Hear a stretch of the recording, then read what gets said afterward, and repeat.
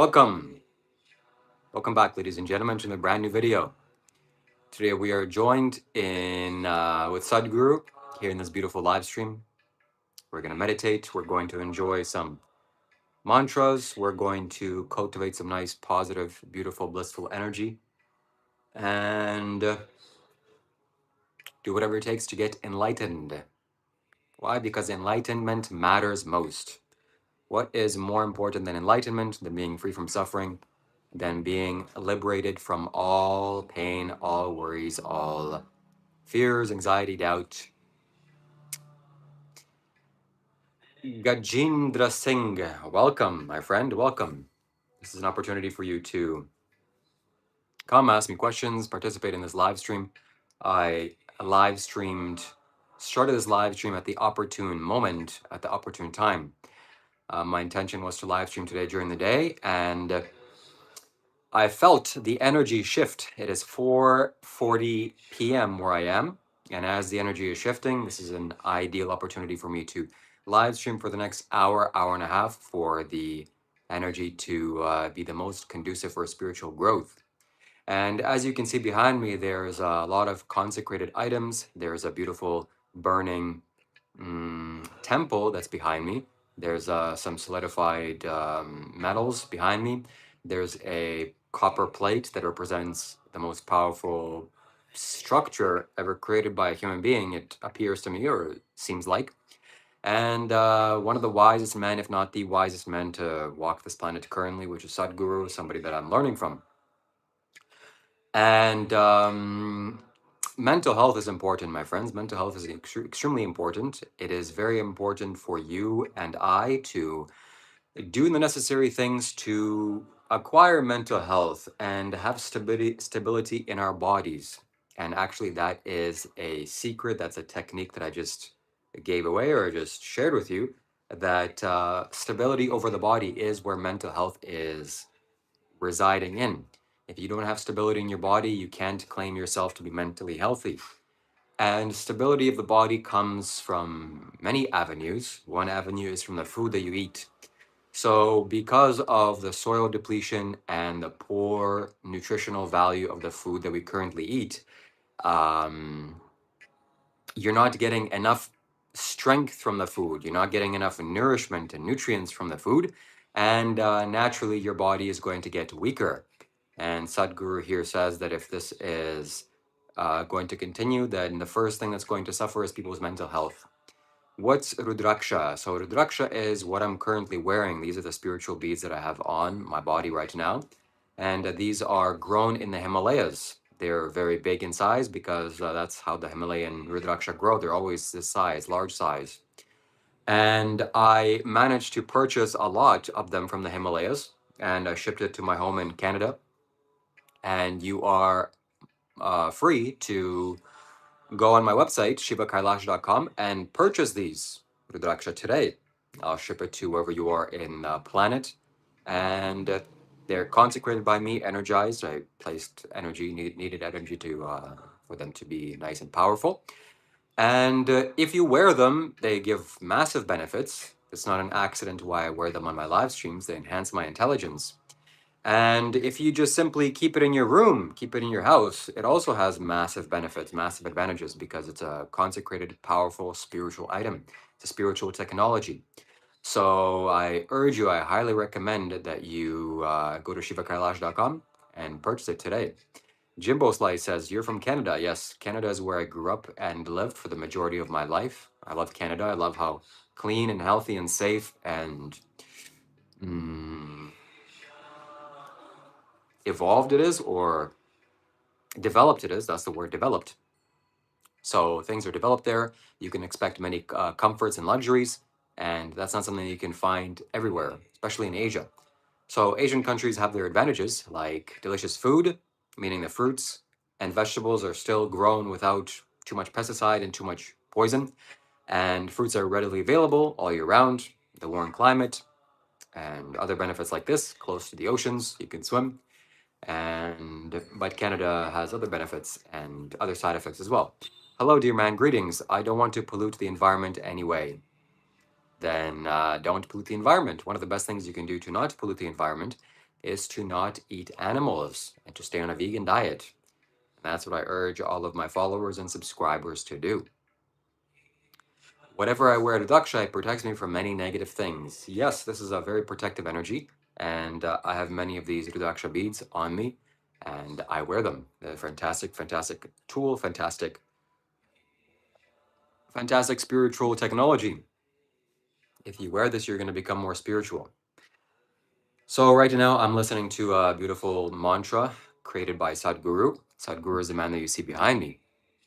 And this mantra is a spiritual mantra designed for you to get to in contact with the creator's energy and the source of creation. And the source of creation is blissfulness. Maxi Honey says, hello, pretty eyes. Hello. Don't reduce me to my eyes. My eyes up here are up here. But Maxi, you should join our conversations on Discord. We'd love to hear from you. We'd love to discuss some spiritual things with you. And since you're a member of the live streams, you should join. I'm going to post a link very soon. Greetings, Shiva. Sorry about that weird girl. No problem. Girls are weird, and as I become more famous, more influential, more capable and powerful, and all wonderful things, more women are going to be paying attention to me. And that's just the nature of things. And it's a good eye opener that, generally speaking, you need to stay away from women for the most part, and don't do the wrong things and do the right things. Even if you can do the wrong thing and get away with it, you never get away with the wrong thing because you're doing the wrong thing. What would be a wrong thing of doing? Well, lying to somebody, stealing, killing, abusing your sexuality, intoxicating your mind. Those are wrong things. And what is a wrong thing? Eating when it's inappropriate time. Yesterday I ate when it was an inappropriate time, meaning I already eaten. My body didn't ask for food, but I was craving some delicious savory tastes. So I bought some vegan sandwiches with tofu and I ate them. I went to sleep, and as I woke up, my throat itches and I have a little bit of a congested sinuses. So I'm getting the early onset of a cold. And why did that happen? Because too much food in the system, too much inflammation, too much material to process. And so naturally the body wants to purge that out in some way. So that was a wrong thing to do. I knew it was wrong, but not everybody, I don't have clarity all the time, every day. I'm so into fasting too. Nice. So that's a wrong thing. And what is also a wrong thing? Pursuing women or chasing women or chasing women in general is a wrong thing. And be careful who you spend time with and who you engage with and who you interact with, because the popular people, popular adult or popular public figures that you see in our society, their lives get ruined out of two ways. Number one is they get money and they spend money in reckless ways and money ruins them, or they spend time with women and inappropriate women and women of all kinds and multiple women, and women also destroy your life very quickly. So not, women don't destroy their life in a categorical sense that you can find a nice woman you can spend the rest of your life with and you can be have a beautiful family and make children. That's wonderful. But women have this kind of nature also, that they're not wonderful buttery creatures or sunflowers and rainbows, just like men aren't. So we both hurt each other, and you need to be careful who you spend time with in general, not just women and not just men. Love is important, absolutely, Satori. Loving kindness is something that I am working on and something that I know is needed in my life. Loving kindness meaning no matter who hurts me, like this person recorded a private conversation of me, which is so weird and creepy. She also recorded me eating and recorded me doing all sorts of things, but that's to be expected. I'm a very handsome guy. And she published it. So weird, but whatever.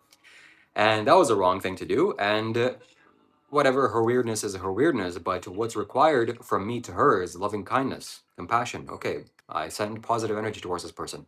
I don't have any ill will or hatred, because we're both human beings. We're both afraid of pain and don't want to suffer, and everybody wants to live well. So hatred, sending hatred towards a person and being angry towards anybody that does wrong things to you doesn't work. What works is loving kindness and positive energy. And even though this is difficult to do, and sometimes it feels really good to just be angry and hateful and hit the wall and punch the pillow and do all sorts of angry filled things, but that's not the appropriate thing to do. In fact, Sadhguru says that the best thing to do when you become angry is not to punch a wall or hit a wall or scream or cuss somebody out. Is to sit down, close your eyes, close your mouth, and just sit and let these emotions filter through you, or have some sense to come into your body, into your mind. So sense is what's needed, not emotional outbursts. That's a sign of immaturity and irresponsibility. So this would be doing the world a lot of good if we just all became more meditative, became more peaceful, became less agitated, less angry, and less reactive.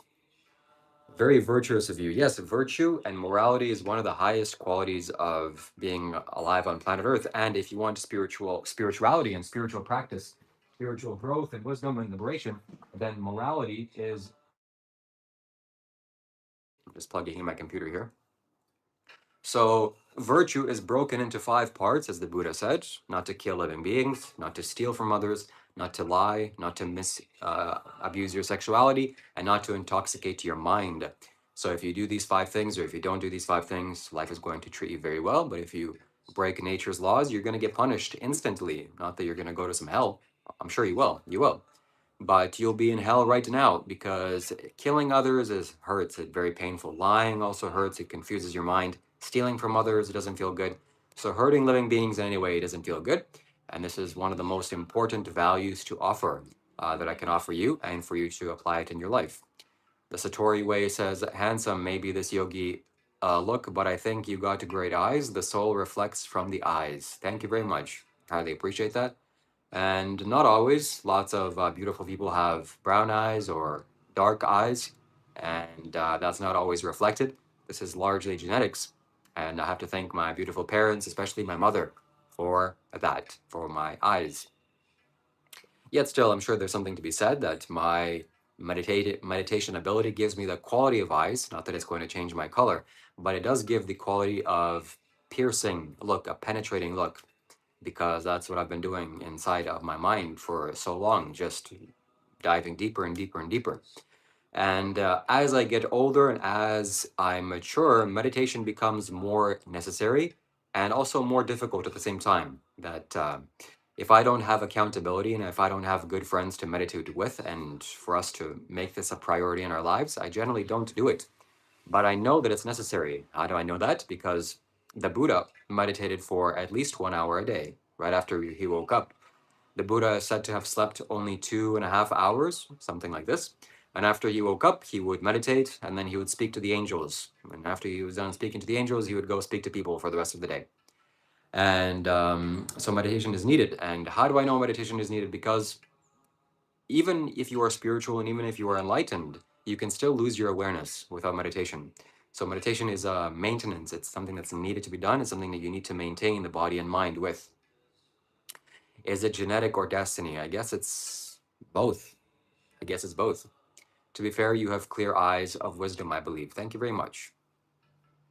So that's what we're here doing. That's what we're here meditating. So this live stream, I just want to create some positive energy, create some beautiful, blissful energy for you to absorb and feel, and for this to be shared through the camera. I'm sitting in front of or beside one of the most powerful things to be created by humans. How do I know that? Because these are energy machines. And not that they can power your house in terms of electricity or like a nuclear power plant, but in some way that is the same function of this spiritual technologies, that it powers your spiritual being, it powers your body. And we need energy to survive. We need energy to be alive. We need a lot of energy to come into our body for us to thrive and to delve deeper into spirituality. What is your definition of stealing? What if someone steals something off of you and you just take it back without telling? Is that to stealing from them? No. So stealing is defined as taking things that are not given to you. So if you get something stolen from and then you take that item back, you're just taking your own property, your own possession, and it's not considered stealing. And you shouldn't be courteous to thieves, meaning tell them, oh, hey, I'm taking my possession back, just so you're aware, so you're not crying because you can't make toast in the morning since you stole my toaster. So this is how morality works. Morality is also to do with intention, what intention you have. any harmful intentions that you have, that is where morality is judged and valued. So just because you accidentally steal something from others or somebody else, for example, you go to a house and somehow you assume that the toaster is free, you take the toaster, well, there's no crime committed in your mind because you're just acting out of ignorance. The only crime is ignorance. But if it's your intention to steal, that is something that's punishable by the laws of nature here and now, in that very moment. You have to generate an intention of theft, meaning that you have to think that there's scarcity and you have to be in a state of poverty and you have to be in thoughts of a lack and not being able to create and produce value in yourself. So you think that the supply is limited and that person has the thing that you want, so you're going to take it from them. And also understanding that once you take it from them, that person is going to suffer the consequences of not having that item. And also feeling the loss. Oh, this is my possession, somebody stole it. It doesn't feel good. So all those crimes, all those intentions, all that bad energy you created in your body, and your body starts suffering here and now. So that's why morality is so important. It's vital for your spiritual growth. If you don't practice morality, if you don't uphold moral precepts, moral principles, your mind is going to be agitated. And here and now, if you do crimes against humanity or nature, your mind is going to be agitated. Then when you sit down to meditate, that is going to be playing out in your subconscious, and you will be disturbed by your own poor choices, poor consequence. Your psyche is going to be disturbed. And again, my friends, it's not the action that counts, it's your intention. So if you have intentions to hurt others, like Hey You over there had or has, then they will suffer the consequences here and now. So it's important to be wise. It's important to send positive energy. It's important to have wisdom. And it's important to not do things that hurt or harm others because that always leads to painful consequences here and now and afterwards. Where's your hat, Shiva? It's in my closet. And I'm gonna be, I already made some clothing items with Kailash's image and a mug. You can click on my YouTube channel, it's somewhere there. You can buy nice consecrated items, consecrated hoodie or a sweatshirt. That's gonna be awesome for you to wear. And there's a quote in the back. Definitely check it out at least. The Satori Way says, "Thank you. I am really enlightened by this answer. I always had this guilt. I was hoping to get confession for it, actually to some priest. Now I'm free. Here itself. Seeing wisdom. Thank you, Yogi Shiva." Thank you very much. I'm glad this helps. There's a wonderful story by the Buddha that this enlightened monk was once doing walking meditation. And as he's doing walking meditation, he's walking on this path that he's walking on top of ants. He's crushing ants with his feet. He's crushing thousands of ants as this ant colony is trying to cross this boundary. And unfortunately, the monk was blind. So he's blind. He can't see what he's doing. So another monk sees him and he's appalled. This younger monk is appalled by what this older monk is doing, let alone the accusations or the claims that he's enlightened. So he goes to the Buddha and says, "Venerable sir, this monk is killing insects, killing living beings. Please condemn him." And the Buddha used his third eye, psychic vision, to see what was happening over there. And he said, no, he has no intention of doing that. He's just blind. He literally physically is blind. So there's no intention of injuring others. He just can't see what he's doing. And then the Buddha instructed, go tell that monk what he's doing and get him off the path. And that's what he did. Where am I now? I'm in Vietnam, Da Nang, Vietnam. I also urge you and recommend you to come to Da Nang, Vietnam if you're a sane and kind, compassionate human being. I recommend doing a video interview with me first if you want to join, if you want to come here. And we can create a sangha together. We can be a part of a sangha together, meaning that we can go swim in the ocean, we can go do live streams, we can go eat vegan foods, and we can do wonderful things. So Mrs. Heyu 69 is filled with sexual lust and desire, I'm assuming. She's asking me if I like pineapples. Also, I'm assuming for some sexual fantasy or some sexual innuendo, because pineapples are known to do some things for the male's body. But those are her intentions. Namaskaram, namaskaram. So here I am right next to Sadhguru. So come join me in Da Nang, Vietnam. I'm going to be here for some time. I'm going to be here for a few weeks or months. And what better place for you to go for your winter vacation, for your winter holiday than to Da Nang, Vietnam? It's fantastic. Do you like bananas? Yes, in fact, I love eating bananas with peanut butter. I purchased some peanut butter today, and banana with peanut butter is a fantastic combo. So if you want to contribute to my banana and peanut butter fund, feel free to donate a super chat to me. Um, yeah, so this is it. This is the way it is, my friends. This is the road we're going down. And we all want to be happy and peaceful and loving and liberated. I'm going to post my Discord link here if you want to join my call, if you want to participate, if you want to join me live and ask me questions. And you're more than welcome to do so. Other than that, we'll keep reading your comments. Pineapple on pizza? No, pineapple on pizza is the only way to go. I'm not a big fan of pineapple on pizza. It's not my first choice, but when I was in Australia, there was this vegan restaurant, or this restaurant that sold vegan pizzas. And the only vegan pizza that it had was pineapple pizza. So pineapples along with other vegetables. And the restaurant's name was the Three Black Bear Pizza. Three Black Bear. And it was one of the best, I think it was the best pizza that I've ever had in my life. And it had pineapple on it. And I would order multiple of them a day. And it was just too good. Too good. If I ever go back to Australia, I'm going to be ordering them a lot. So, yes, my friends, here we are. Come to India. My plans are to come to India very soon. I'm going to be traveling there in April, most likely. And if you want to see me in India, if you want to meet me in India, then stay tuned, subscribe to my channel, and we're going to be seeing you there very soon. India is a wonderful land, one of the most spiritual land there is on planet Earth, probably the most spiritual land. And not just because it's home to Hinduism or it's home to yogis, it's because, well, yes, it is home to yogis, thousands of yogis, and hundreds of thousands, if not millions of yogis have lived on that land and done puja, done meditative work, done energy work, consecrated work, and the energy of prana, that life force energy, has been permeated into the soil, into the ground, into virtually every rock. So it is just a remarkable place, nothing like it. Although the downside of India, of course, is the hygiene, the poor hygiene, and the fact that people don't wash their hands after they use the toilet, and you have to be very careful with the food that you eat. So those are the downsides. So if India can increase their hygiene standards, they would be killing it. They would just be the best country on the planet. Hey, thank you, Jimbo Slice, for adding to the peanut butter and banana fund, or the mango fund.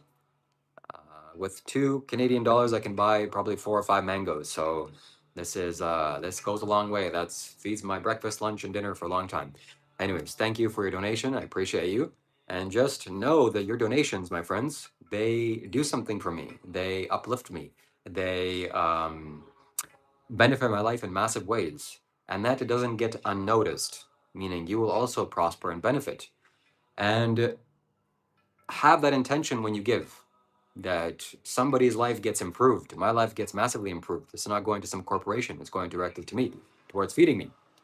And generosity is always good. In fact, when I broke free from my mind somewhat, or I had some big enlightenment experience, I realized and recognized that generosity was the single most powerful thing that I've ever done in my life that would lead me towards the state. Generosity in all ways. The food that I gave to others, the spare change that I offered when people were asking, and positive things I did to help life grow. Those things led me to a big, powerful spiritual experience. So thank you for your donation, and I hope to reciprocate to you in energetic ways, any way that I can. Shiva Shambho. Yogis are telepathic warriors. Telepathic warriors, eh? Well, I'm not in battle with anybody else. I'm just here being kind, compassionate, loving, virtuous. Those are my intentions, at least. That's not always how I am, but I see that this is the way that works. This is the way that you're supposed to do it. This is the skillful way. And I'm here to be skillful, not to be unskillful. So even though I can rage and have anger, that's not the ideal thing. And the ideal thing is to have calm and balance over your mind, and to have strength over your mind. Hi, bro. I'm from Sri Lanka. Do you know about Lord Murugan, the Tamil god? It sounds familiar, but no, I really don't know much about that. Hey, you 069 says, Hey, Shiva, why don't we talk on live about the situation we have? Why don't you join the Discord and talk about whatever you want? How are you, my friend? Hare Krishna. Yuri is laughing. I'm curious to see where you are from, Yuri. Tell me your background, tell me your ethnicity, tell me where you're living in. And yes, my friends, this is what it's all about. So what else? What other topics do you have in mind? As you can see, I'm here next to the flyer. You speaking defines Hinduism. Thank you, bro. I love all Hindus and non-Hindu people. Om Namah Shivaya. Yes. It's not about being Hindu or being Buddhist or being Christian or being Muslim or being Judo or Jew. It is about being a wonderful, kind and compassionate human being, no matter what your beliefs are. And it's about living well. And it's about learning the science and technology of this body to liberate yourself from all suffering and all entanglements. That's what we're all doing here. That's ideally what we want to do. And getting lost in thoughts and beliefs and thinking that you're a Christian or you're a Buddhist or you're a Jesus or you're somebody else, those things don't lead to favorable results or consequences. Just come in touch with your humanity. And to a large extent, that is enough. From Land of Vedas, hey you, everyone else on live needs to be able to hear me, so your narcissistic tendencies, uh, the Discord is open and people will be able to hear you, any conversation, unless you get too out of control, which I'll have to unban you. I'll have to ban you. I mean, myself, passion, aggression, and ignorance, revealing the feedback is hard. But what about just being Christian? What about just being having faith and being kind to people? Sure, if you're Christian, if you're Buddhist, or if you're anything, you just do that. Shiva, unban everyone else who called you out on what happened. Why don't you join the live recording in progress and speak, and people will be able to hear you. Let's see what you got. Hello, Shiva. Hello. And why don't you turn on your camera as well to speak like a normal human being instead of recording private conversations of people and being a creepy weasel, a creepy creep. So what about just being peaceful? Yes, if you can just be peaceful, that's wonderful. But can you just be peaceful? Usually it requires work to do that. And we all want to be peaceful. Peace is a wonderful quality and a trait to have. So be peaceful.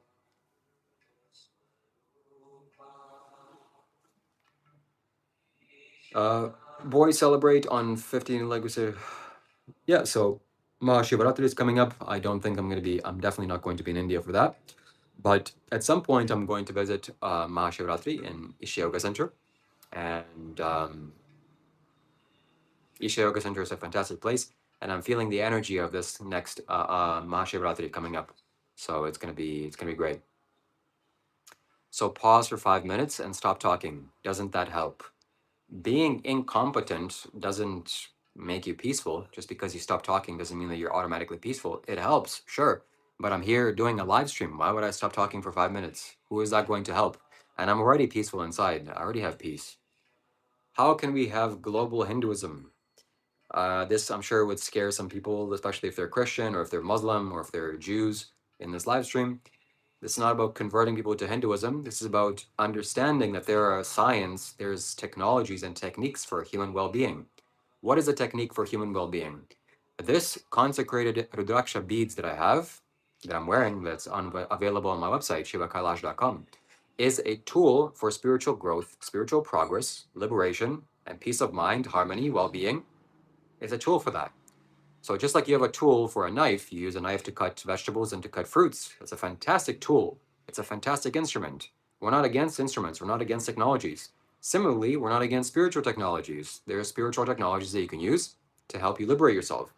There's a way on how to sit. Did you know that? I'm sitting in probably the ideal way right now, with my legs crossed, with my left heel sitting on the perineum. This is a fantastic way to sit. Yogis have figured out the techniques and the technology of this human body and what works with it, what doesn't work with it. It's not a belief, it's not a philosophy, this is not ideas, it's not faith, it's not religion. This is just what works. This is science and technology of human well-being. So we're gonna see if anybody joined the Discord. No. Hello, Shiva. How are you? I'm doing good. Bert, how are you doing? I don't need to be Hindu to be kind to myself and others. Correct? That is absolutely true. And also, Hinduism is not a religion, technically. It is a geographical location. It is the Himalayas in the north and the Indian Ocean in the south. So this land is a Hindu land or Hindustan. And I can't be Hindu because I'm not born there. You can't be Afghani because Afghanistan is a location. So Hinduism is not particularly a religion. It's like a science. It is a science. Just like we have science to create technology for us, similarly, we have science for the human body. Anyways, yes, meditation is the way for all, not just yogis or Hinduism. True worship is inside of you, nothing outside to realize the self. Realization is truly inside. That's correct. Everything is inside. That's the essence of yoga. You're nicer than Dr. Op. Thank you very much. I am good, brother. Good to see you. I'm not saying I understand other religions, so I can't say anything on that matter, but what about being a monk? Well, what about being a monk? Being a monk is quite difficult, challenging. It is like a tightrope walk. You have to be very disciplined. And it is a way of self-sacrifice and detachment, as well as renunciation. That's the word that I'm looking for. Renunciation. You renounce the householder's life, you renounce the worldly life, you renounce a lot of sensual pleasures, and you live life dedicated towards mastery over your mind, mastery over your body, mastery over your energy, and getting in contact and close to God. So that is what monks do, if they're good monks. Bogzama's inscriptions of Turkey had Lord Indra in the caves. Everyone was Hindu before they were Christian in Islam, period. It's just coming back to the roots. Correct, yes. So the first yogi, as he offered the science of yoga to human beings' lives, those beings traveled all around the world and established some form of memory of the first yogi in terms of snakes. And snake worship is everywhere on the planet. So snake is not a demonic thing. Snake is a symbol of perception. Snake is an animal that has the most amount of perception out of virtually any land animal. It is so perceptive to the vibrations, subtle vibrations of the physicality that it can see. It can see much more than you can see. So that's why yogis revere snakes. But snakes are also dangerous. They can bite and they have venom. We need to respect snakes and not get too close. So science doesn't mean that it's a religion then. Do you believe in any God? It's not a matter of belief. I have experience with God, yeah. Yes, you don't get to sway away from removal outside of the normalities. At what age did you convert to Hinduism? Again, this is no conversion. I discovered Hinduism, I found it, but there's no converting because Hinduism is a geographical location. So it's like there's fantastic technology in there's a fantastic technology in Hinduism that I'm applying in my life. Like, for example, wearing spiritual beads. These are not regular beads, not wood. This is a seed that is the direct descendant of Shiva, Lord Shiva. And I made this available for people to purchase it on my website, shivakailash.com.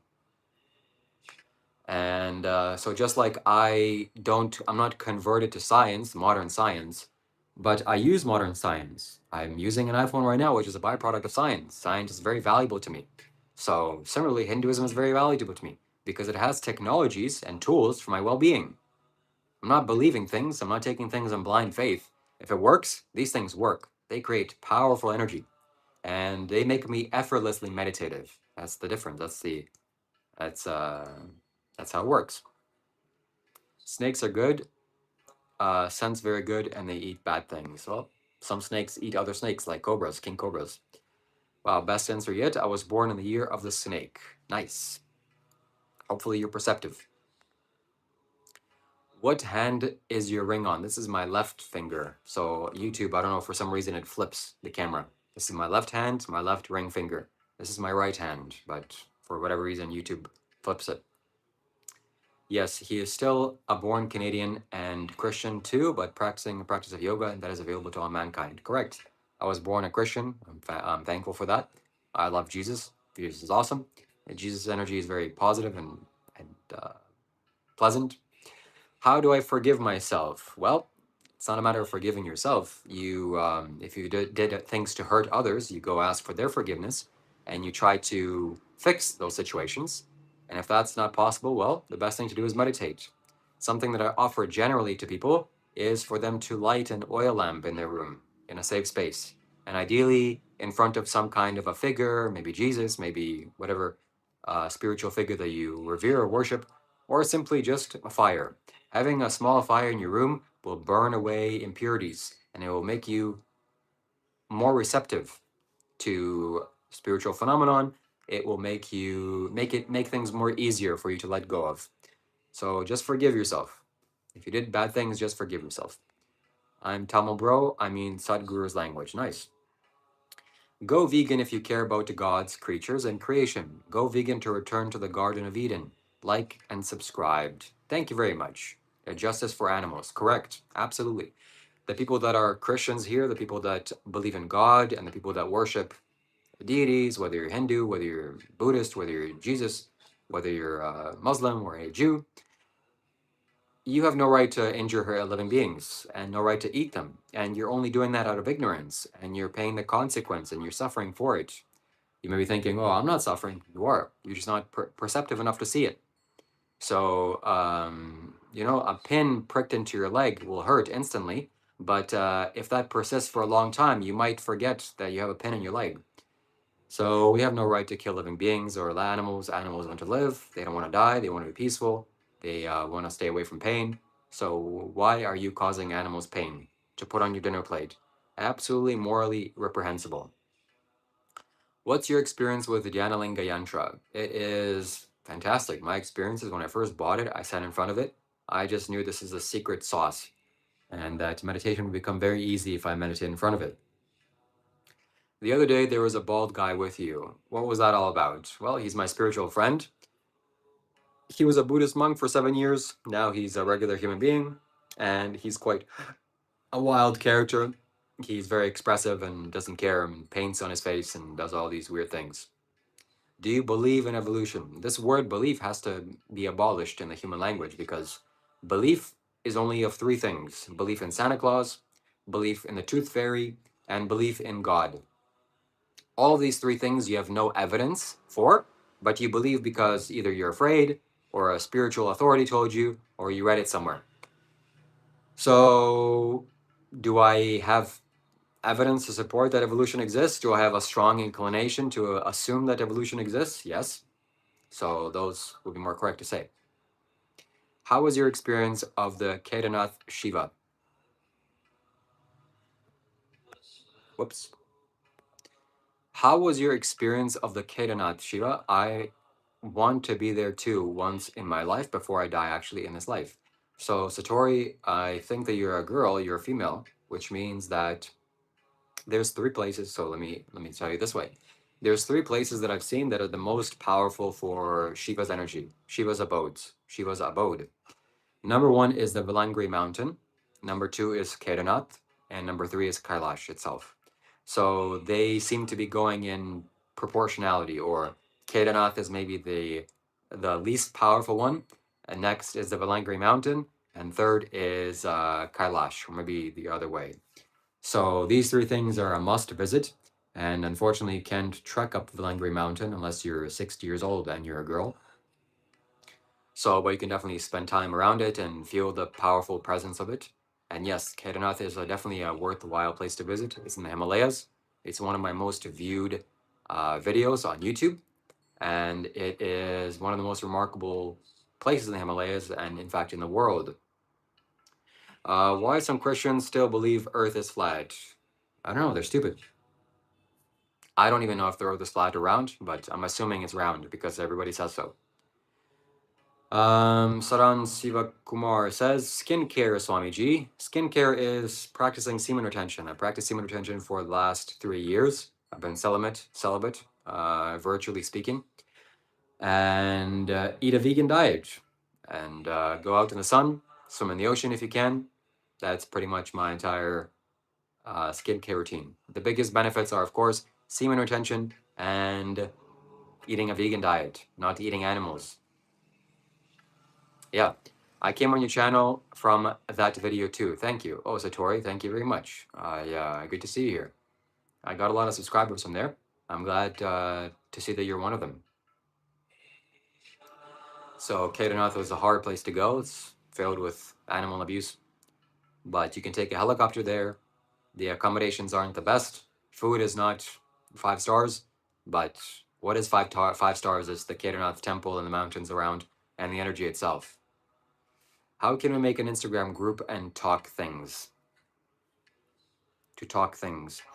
We can do a Discord group, which you can click on it right here. This the a link that's pinned, and you can join my Discord call right now. I'm available to be talked to. The people on the live stream will be able to hear you, and yeah, come and say what you want. I don't know. These eggs about to be 5 stars. Eggs are not conducive to eat for a yogi. Eggs are also immoral to buy because baby male chicks have to be ground up alive. That's the standard practice of the egg industry. And the hens are treated as an animal. Of course, it's treated as an animal. You see how that language, the human language, is designed to assume that animals just, oh, we treat them like an animal. Yeah, animals get treated very badly, and we should stop that. And hens are treated as a product, a machine. So we want to pump out as many eggs as we can, no matter what their health is or how painful it is. It's a product, it's a machine, and we need to make money off of them. It's very unethical and unhealthy, and you should don't cause yourself bad karma from consuming it and buying it now knowing that. Please tell me how to control lust, sir. Well, there's no reason to control it. There is just a matter of you taking steps away from your body in some small ways, meaning you have a body here and now, and there's the hormones that are raging in you. That's fine, perfectly okay. Let the hormones play out as much as they want. You know that you're not the body, you know that you're not the mind, and you give your body freedom to do what it wants to do. If the body has anger, you don't have to act on it. Let there be anger. If the body has lust, let the lustful hormones flow through your body. That's perfectly okay. And they won't last forever. So the issue arises when you react to them, when you react to either pleasure with pleasure or aversion. And if you want to contribute to this live stream, please send a donation via Super Chat. That'll go directly towards my mango fund. Me eating mangoes every day to get my clear skin. And I'll definitely take the priority of your question that you send with a Super Chat. Is Sadhguru next avatar of prophet or messiah, which all the religions believe to become? Maybe. Sadhguru is an extremely powerful yogi and one of the most influential people for human well-being on this planet. So I wouldn't put it past. I wouldn't be surprised. Yeah, I want to be part of the group, but Discord is a bit too complicated for me. You got to figure it out. I had to figure it out, and it's actually quite simple. You join, there's chats, there's a voice call. That's all you really need to know. Where are you from? I'm from Ukraine originally, but I lived in Canada for a long time. Now I'm in Vietnam. Now Sadhguru is a saint. Sadhguru is definitely a saint. Mr. Tori Way says, yeah, you don't get tanned. That's cool. Nice skin again. Mountain people genetics, I'm sure by your race all around the mountain people, so maybe mountaineers is natural to you. Possibly. I was born in Ukraine, so Ukraine has mountains.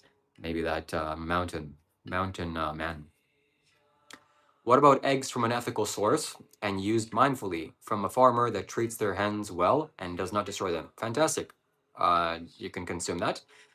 The ethical portion of the eating of the eggs will be taken away, meaning that there's no ethical concerns anymore. You're treating the animal appropriately, and the menstrual cycle of the chicken is not to be used. And if the hen doesn't mind you taking it, then no problem. You just take it. Then only the consequence of the negative pranic of side of the food, which eggs is not the healthiest thing to eat, cholesterol wise and scientific wise. But also for yogis don't eat eggs because it is a negative pranic food. You want to build your prana, you want to build your energy. When you eat an egg, when you eat other types of food like this, for example, meat or coffee or tea, caffeinated tea or cocoa or nervous stimulants of any kind or drugs or some particular types of vegetables, 1 or 2 vegetables, the prana gets lost, the prana gets depleted. The prana needs to be used to consume this very heavy food. So we have to use our wisdom, we have to use our insight that eggs are not for human consumption. If you're surviving and if you need to eat eggs, fine, you go ahead right and do that. You can digest it very well. It's a good nutrient source, good protein source, but it's not the ideal thing. And again, using our clarity, using our sight, we see that the egg is a menstrual cycle of the bird. The egg is designed to make a baby chicken, not for you to eat it. So fruits are designed for you to be eaten. Fruits want you to eat them. Vegetables and also want you to eat them in some way. But a chicken doesn't want you to eat the eggs. Anyways, it's a negative pranic food. Eggs are a negative pranic food. Yeah. So thank you for your $5 donation. I'm happy that I answered your question. What about the eggs from ethical farmed? Used mindfully from farmer that treats the animal. Yeah, I mean, I like eggs. I love scrambled eggs. I just can't knowingly or compassionately go to the grocery store and buy eggs and knowing how the animals are treated. So I don't want to take my money, hard-earned money, and go and pay for the animals to be treated that way and for the farmers to profit and benefit from that way and to treat animals poorly. I don't want to contribute to that at all. I want to contribute to suffering on the planet. So if there was a farmer that raised the chickens fantastically, maybe I would eat an egg here and there. But again, the consequences of the spiritual work is to be considered. So it's not the worst thing in the world to eat an egg, meaning from an ethically sourced place, but it will reduce your prana. But scrambled egg, that was my favorite thing to eat back in the day, back when I was still lost in the sauce and didn't know these things. And sunny side up eggs, sometimes when I see eggs, I'm like, oh my God, that I know that tastes good. Prana is everywhere in the world, that's correct. But AZD called me a beta. Well, I'm going to talk to him on Saturday. Let's see if he calls me that again on to my face on live. And I don't think he did. He called spiritual people betas because I guess he's insecure, or he's really taken his life into a really strange direction. But hey, and wild, wild outbursts and harsh words, man. It's tough. It must hurt. But hey, I'm not perfect. I'm not the best here either. So we're all doing the best we can. Why Ukrainian are so beautiful? I don't know. Maybe it's the soil. Very strong soil. What age you left Ukraine? I left Ukraine when I was 9 years old. I'll keep in touch, sir. Now I'll take my leave. Thank you for joining. And I'll see you next time. I saw a video where Sadhguru, where he drank a whole venom and nothing happened to him. Yes. Well, he didn't drink a whole venom. He drank just a few drops. And or one drop or even half a drop, and that made him woozy. So don't do that, that's dangerous. But Shimachu, tell me more. Did he mention me specifically or just mention spiritual people in general? That's a miracle, yes.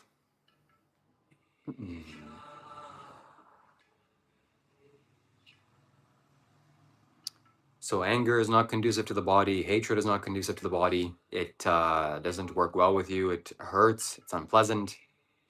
Yeah, I've seen AZD. He mentioned you directly as Little Monk IMC. Oh, wow. What did he say? I'd be curious to see what he said, what he mentioned, or what he said about me. I'm going to be doing a call with him.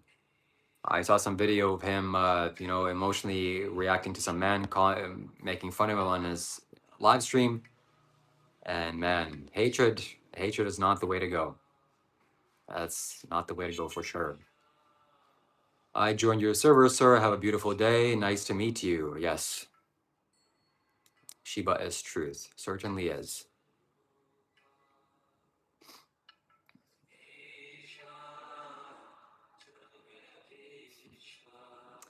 Also, classifying men as alpha and beta is silly and immature. We're all human beings here, and if you're a tough macho guy and you want to impress women, maybe that's the terminology you use, but I don't see life that way. There's no alphas or betas. Yeah. But respect to him. I have massive respect to him. He can fight. He's wise somewhat. He's intelligent. He knows how to speak very well. His communication skills are impeccable, immaculate. That's true. Yogi always shit talks about you. Well, Yogi has a lot of work to do. I'll be happy to talk with him too. We'll see what comes up. But that is true. I took a bunch of mushrooms and did lose my mind. That's a sad reality. But as I lost my mind, I also gained my mind. That was a huge learning lesson for me. And you see, the mind is not some valuable thing that is your valuable possession. It's okay to lose it. And when you lose your mind, there's something much more valuable that is a replacement of that, something deeper and permanent. So losing your mind can be a fantastic thing. But I'm going to talk to them this Saturday. So it's good to see that they're shit talking about me. So I'm relevant in their sphere. And what kind of men also shit talk people that have a little influence like I do? That's not really sensible or sane of them. And yeah.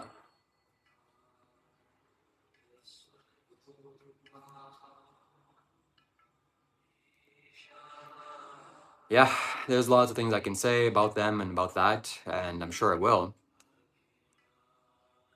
So Shiva said he created, and Jesus said I created everything. What else can I be said? Well, you know how some situations in my past, in my life, led me to this person, Arash, back when I was 19 years of age. And yeah, it fulfilled its purpose, it fulfilled its role, and I paid my debt in a large way. So I'm happy that he's doing well and wish him nothing but the best and success and wisdom. Most importantly, wisdom, the most important thing.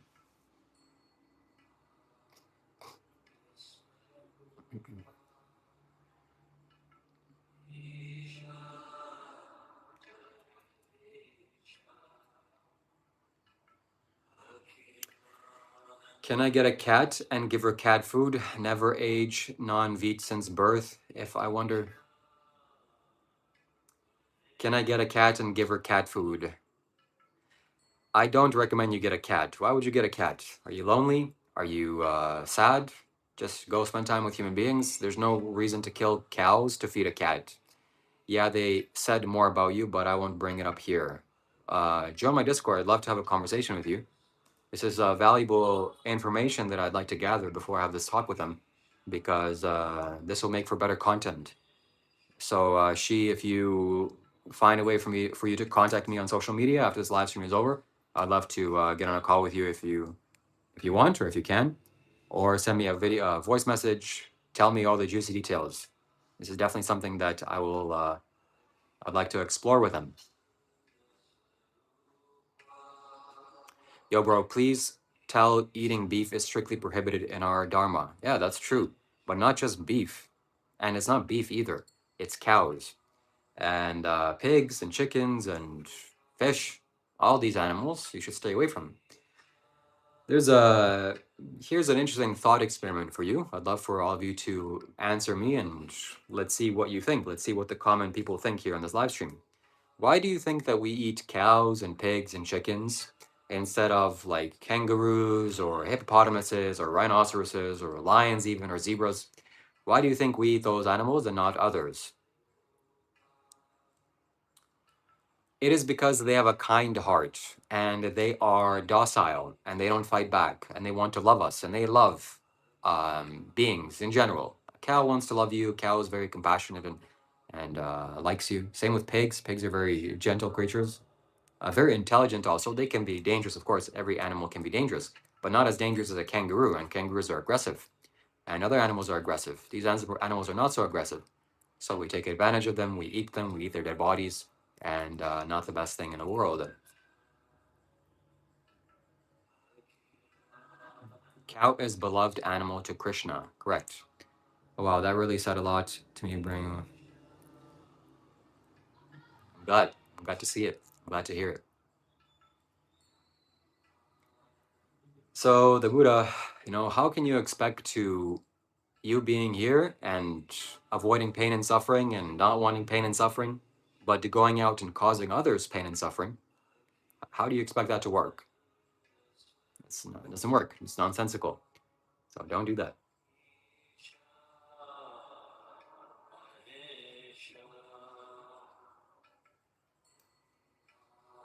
A cat has a natural state to not eat non-veg. So I think if I give her cat food which has fish, so I think it's not bad. Well, again, it's a little bit immoral and unethical to get a cat because a cat should go live in the wild and catch its prey and catch predator or catch its prey. That's its karma. But you getting a cat for it to live in your room, in your house, rent free, absolutely not. You crazy? I'm not paying him anything. So I'm giving him I'm doing him a favor. So a cat, yeah, living rent free in your house, and you slaughtering animals, slaughtering a cow, for example, which is 100 times more intelligent than a cat, to feed it, that doesn't make any sense to me. So it's just against nature, against the laws of the universe. Manchu, message me on Discord, message me on some platform, and I want to have a talk with you. I want to gather more intelligence. I want to gather more information. And if you're happy to do that, then it'll make for a better video and more people will benefit. Let me turn on the camera. Or turn on the lights, not the camera.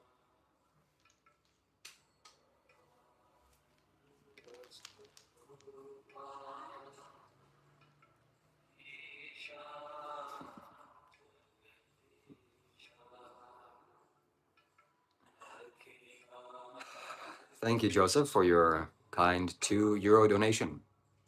That'll go towards my mango fund. I ate some mangoes as a result of that. Thank you.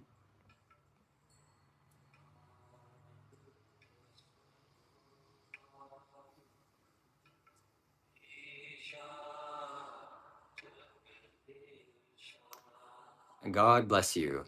Thank you. See you next time. Bye for now. So there was this mentor that I had. Well, I found him when I was 19 years of age. I'm very glad that I found him. I'm not glad or sad or anything. It's just how my life went. It led to a lot of beneficial results, actually. So I guess I'm glad in that way.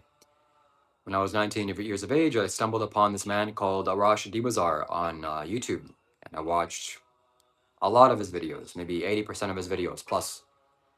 And he was so enticing to me because he was teaching the Dharma in his own way or in some subtle ways. He was explaining the laws of the universe, laws of nature. And that was so intriguing to me. I never heard anybody say that before in that way. And aside from this, his ability to communicate and his way of communicating was something also I've never seen before. It was a tangible thing. So those two things inspired me to learn from him, to study him, and to watch his videos, and to pay for his courses, memberships. And as time went on, many years went on, and he found this demon, and he was spending time with his demon, and he entangled himself with this way. I had some very powerful and vivid dreams, just horrific dreams. This is not a man to be in alignment with anymore, and so naturally I took a step back. So I'm not going towards pain. I'm not going towards suffering. I'm going towards well-being, peace, harmony, happiness. And that doesn't mean that it's okay to be weak. I'm not going towards weakness either. But pain for sure I want to avoid. Unnecessary pain. Pain inflicted by me. So when I saw this man live streaming, I saw the demon underneath him, and the demon is controlling people around him, and Arash is scanning people every 5 seconds, and the state of mind he's living in, he seems to be doing good. He's doing good.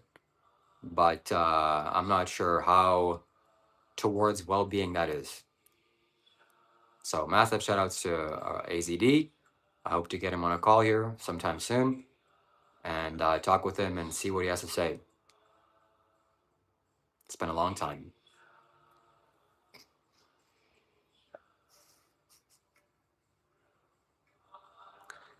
I seem to recall Sadhguru saying that he is leaving this year in a way that will leave a signature.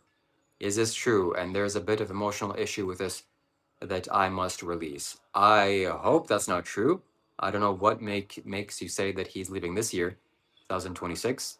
Although I wouldn't be surprised, actually. I wouldn't be surprised if he's choosing that. for himself after the consecration of the temple of Kalabhairava. If he leaves, then that is fantastic. That it's fantastic both ways.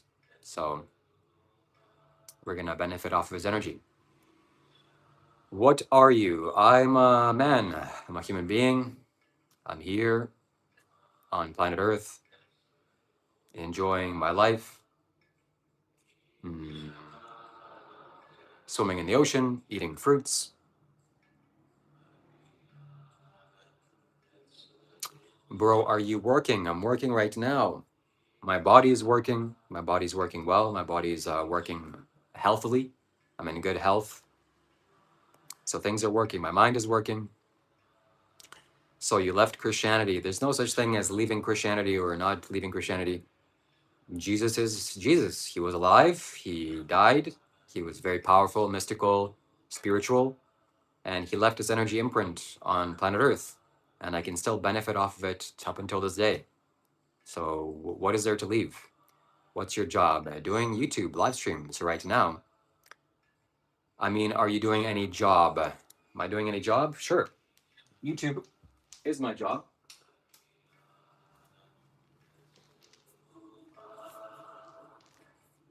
This is how I sustain myself at this time.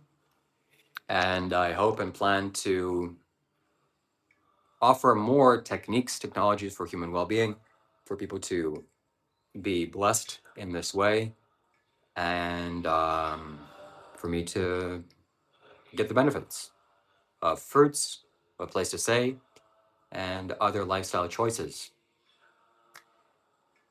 Where do I live? I am in I'm in Asia right now. I'm traveling Asia. It's wonderful here. Lots of delicious fruits and warm weather and the ocean. So,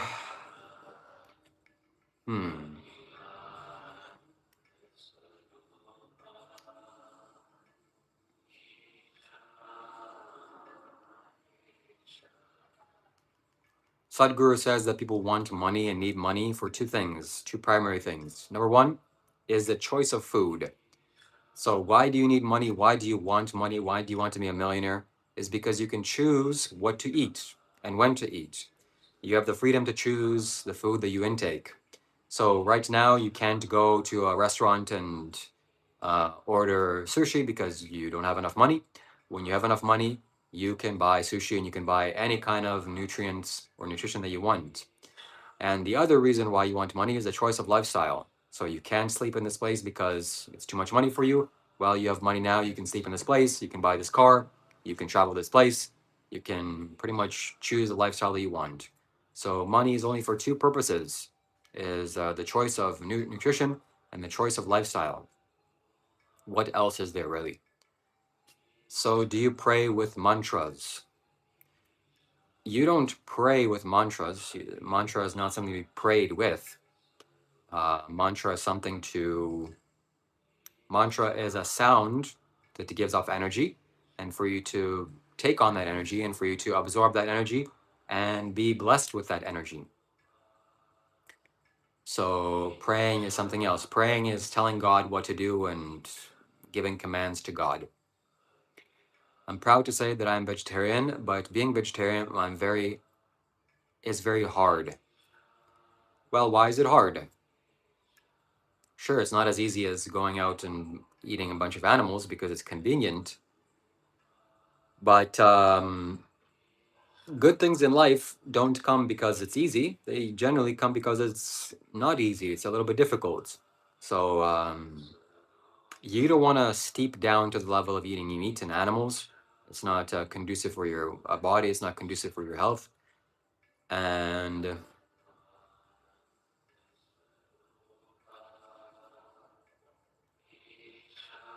yeah.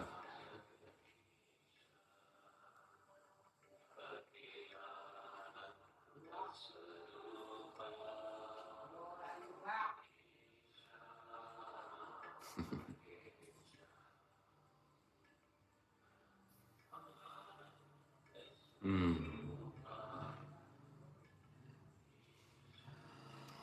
Don't get a cat. Don't get a cat. What is a cat going to do for you? You're gonna have to clean up its shit. You're gonna have to pick up its shit.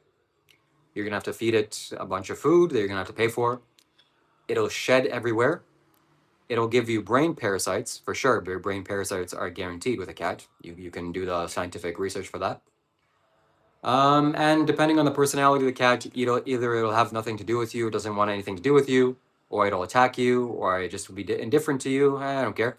Or it'll like you or love you and to go and make you pet it for some time, and you get its dirty hair and oily skin and oily fur all over your hand. Then you're gonna have to wash your hand, and now you have a rodent killing machine in your house. For what reason? Because I was bored. I was lonely. I couldn't go and meditate, or I couldn't go and get some friends, or I couldn't go and play some soccer. No, I had to get a cat. Why? Why are you getting a cat in your house? Get that animal away from my house. Okay, that's not sane, not sensible. If you have a bunch of rats in your house, then getting a cat is sensible. Hey, come here, cat. Some stray off the street. Hey, come on, go and catch these animals. Otherwise, why? What about a dog? Getting a dog. Well, what are you gonna do with a dog? Do you need some self-protection? You need some personal protection? I would understand that. Do you need the dog to work for you in some way, like catching rodents again, like a hunting dog? Sure. You shouldn't hunt in the first place, but whatever. If you have some livestock to pretend, I understand that. Oh no, I wanted to cuddle with me. Oh my God, you're gonna let a dog into your bed? Are you okay in the brain? You definitely need to meditate. So, yeah.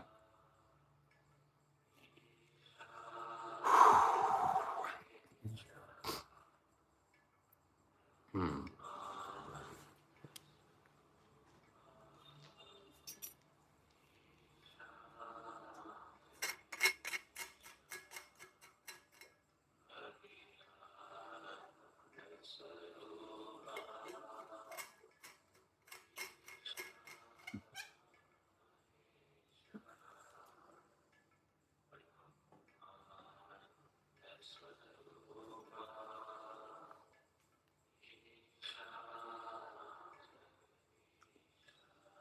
Yep, copper.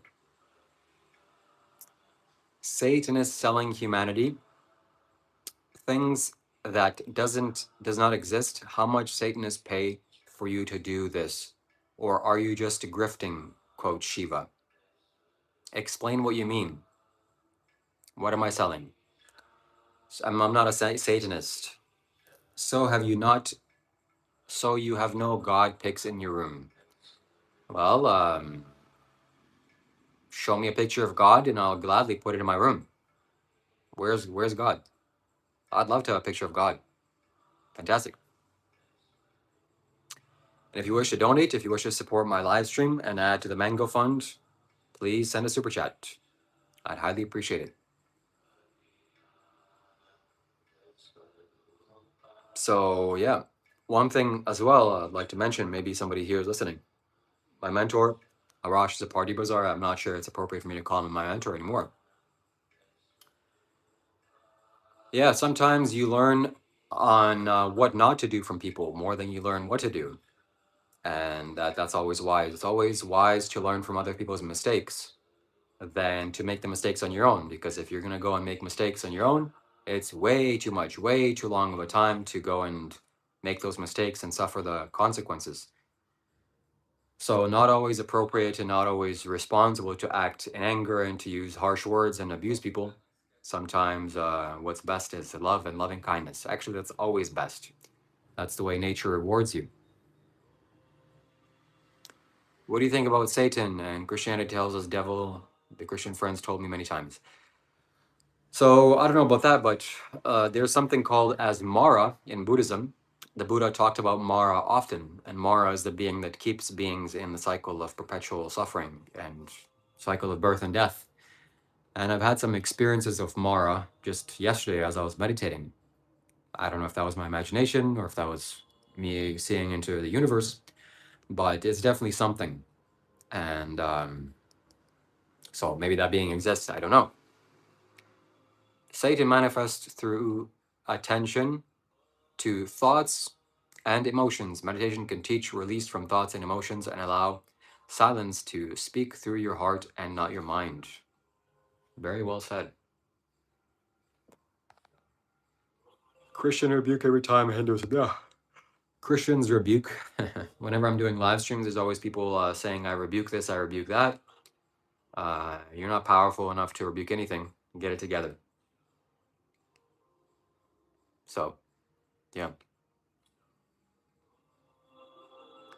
Here we are, my friends. Here we are, ladies and gentlemen.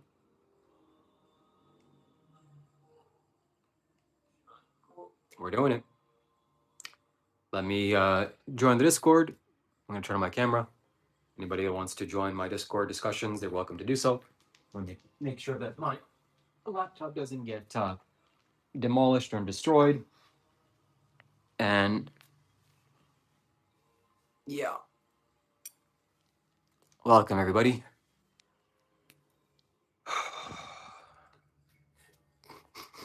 I think it's a trend in America to talk about Hinduism, kind of promoting this. I've seen a dozen lives before you.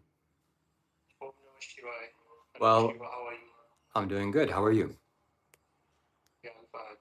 This is not about nice to meet you too. This is not about promoting Hinduism. It's not about promoting anything. This is about learning what the truth is, discovering the truth. Do I know what the truth is? I'd like to think so. I'd like to think that I know some truths, but this is about doing what works. And what works, my friends? Not eating animals works. Drinking water works. Spending time in the sun works. Many such things. And if that goes under the umbrella of Hinduism, fantastic. That's what I promote. If that goes under the umbrella of Islam, that's also what I'll promote. So my labels don't matter that much. I think there's no such thing as Hinduism. Well, there clearly is. That's the whole land of India.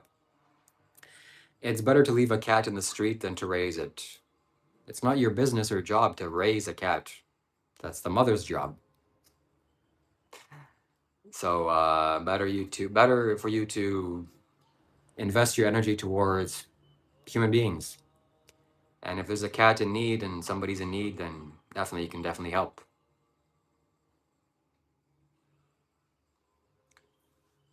Wow, this is going to be wonderful.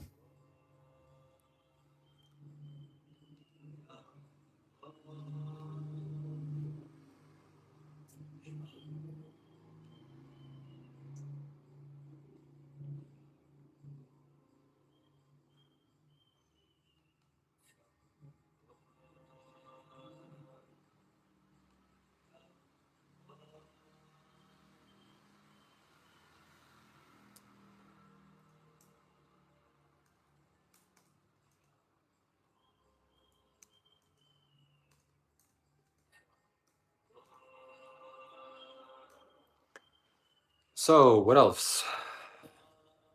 In other news,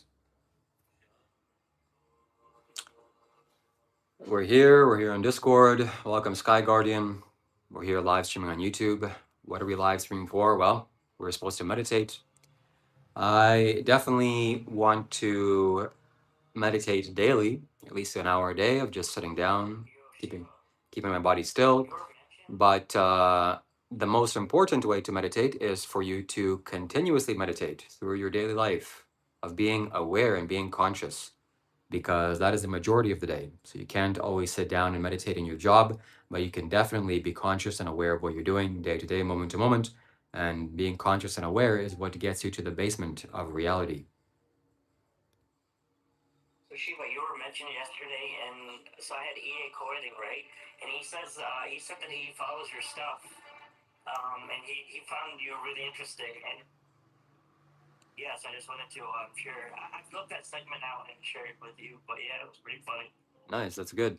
That guy is competent in the occult and spirituality.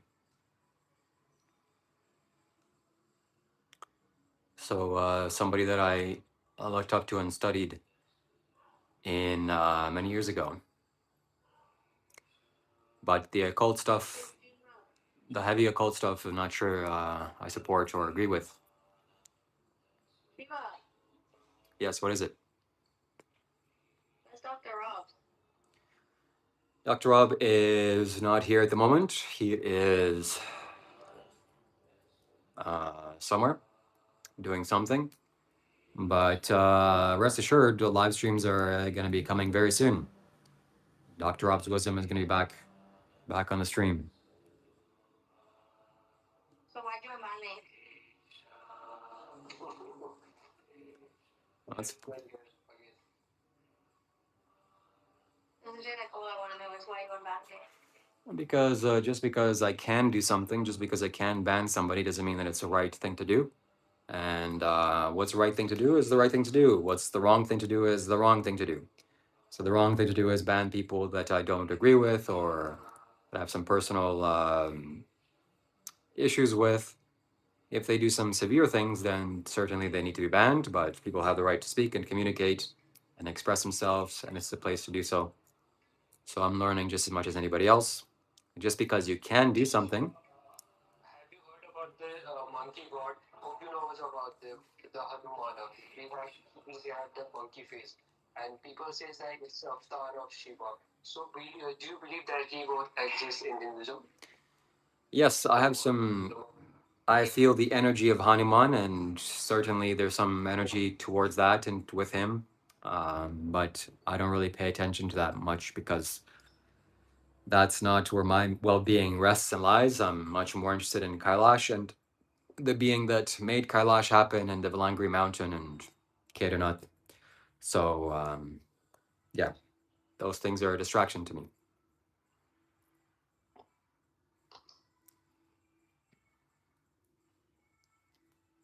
Yeah.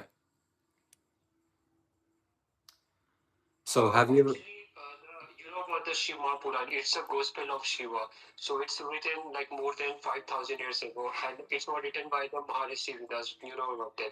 Yeah. So it was before the Christianity, before the Islam, and in this Shiva Maharishi Mahapuran says that Shiva created in the beginning. There was Shiva, and Shiva created everything. Okay. So do you believe that Shiva like existed before the Jesus and before the like Earth was created? I mean, before the Big Bang. I don't believe in much, my friend, but that's probably true. So here we have on YouTube the future, and not some big dreams of where the market is going to go or some catastrophe that's going to happen on planet Earth. Although I'm sure those dreams are coming. I'm just still growing in my potential as a spiritual being 30 years of age. But I've had subtle dreams of the future, meaning I have a dream of what is supposed to happen, what's happening in my daily life, or what's going to happen in today, this day. And when I wake up, I'm like, wow, that's a very interesting dream that this may potentially happen. And it does happen, little things. And this happened more than once, multiple times it happened, to the point where when I have dreams of a particular quality, I always pay attention. Okay, this is a dream that represents where my tendencies are going. And if I don't consciously change my tendencies, this is going to be the intended result, or this is going to be the consequence. So then I sit, I become more aware, I become more conscious, I meditate, and then that outcome doesn't happen. If it's a favorable outcome, then there's nothing to do about it. But if it's an unfavorable outcome, like me hitting my foot, for example, sometimes I've had dreams of me walking somewhere and I hit my foot and it hurts, and I wake up, and it's much more than a dream. It's more of like my energy is warning me or showing me that's where the potential is lying based on how my actions are going. And lo and behold, that very day I go and I hit my foot or I injure my foot. So, yeah, something that is worth considering.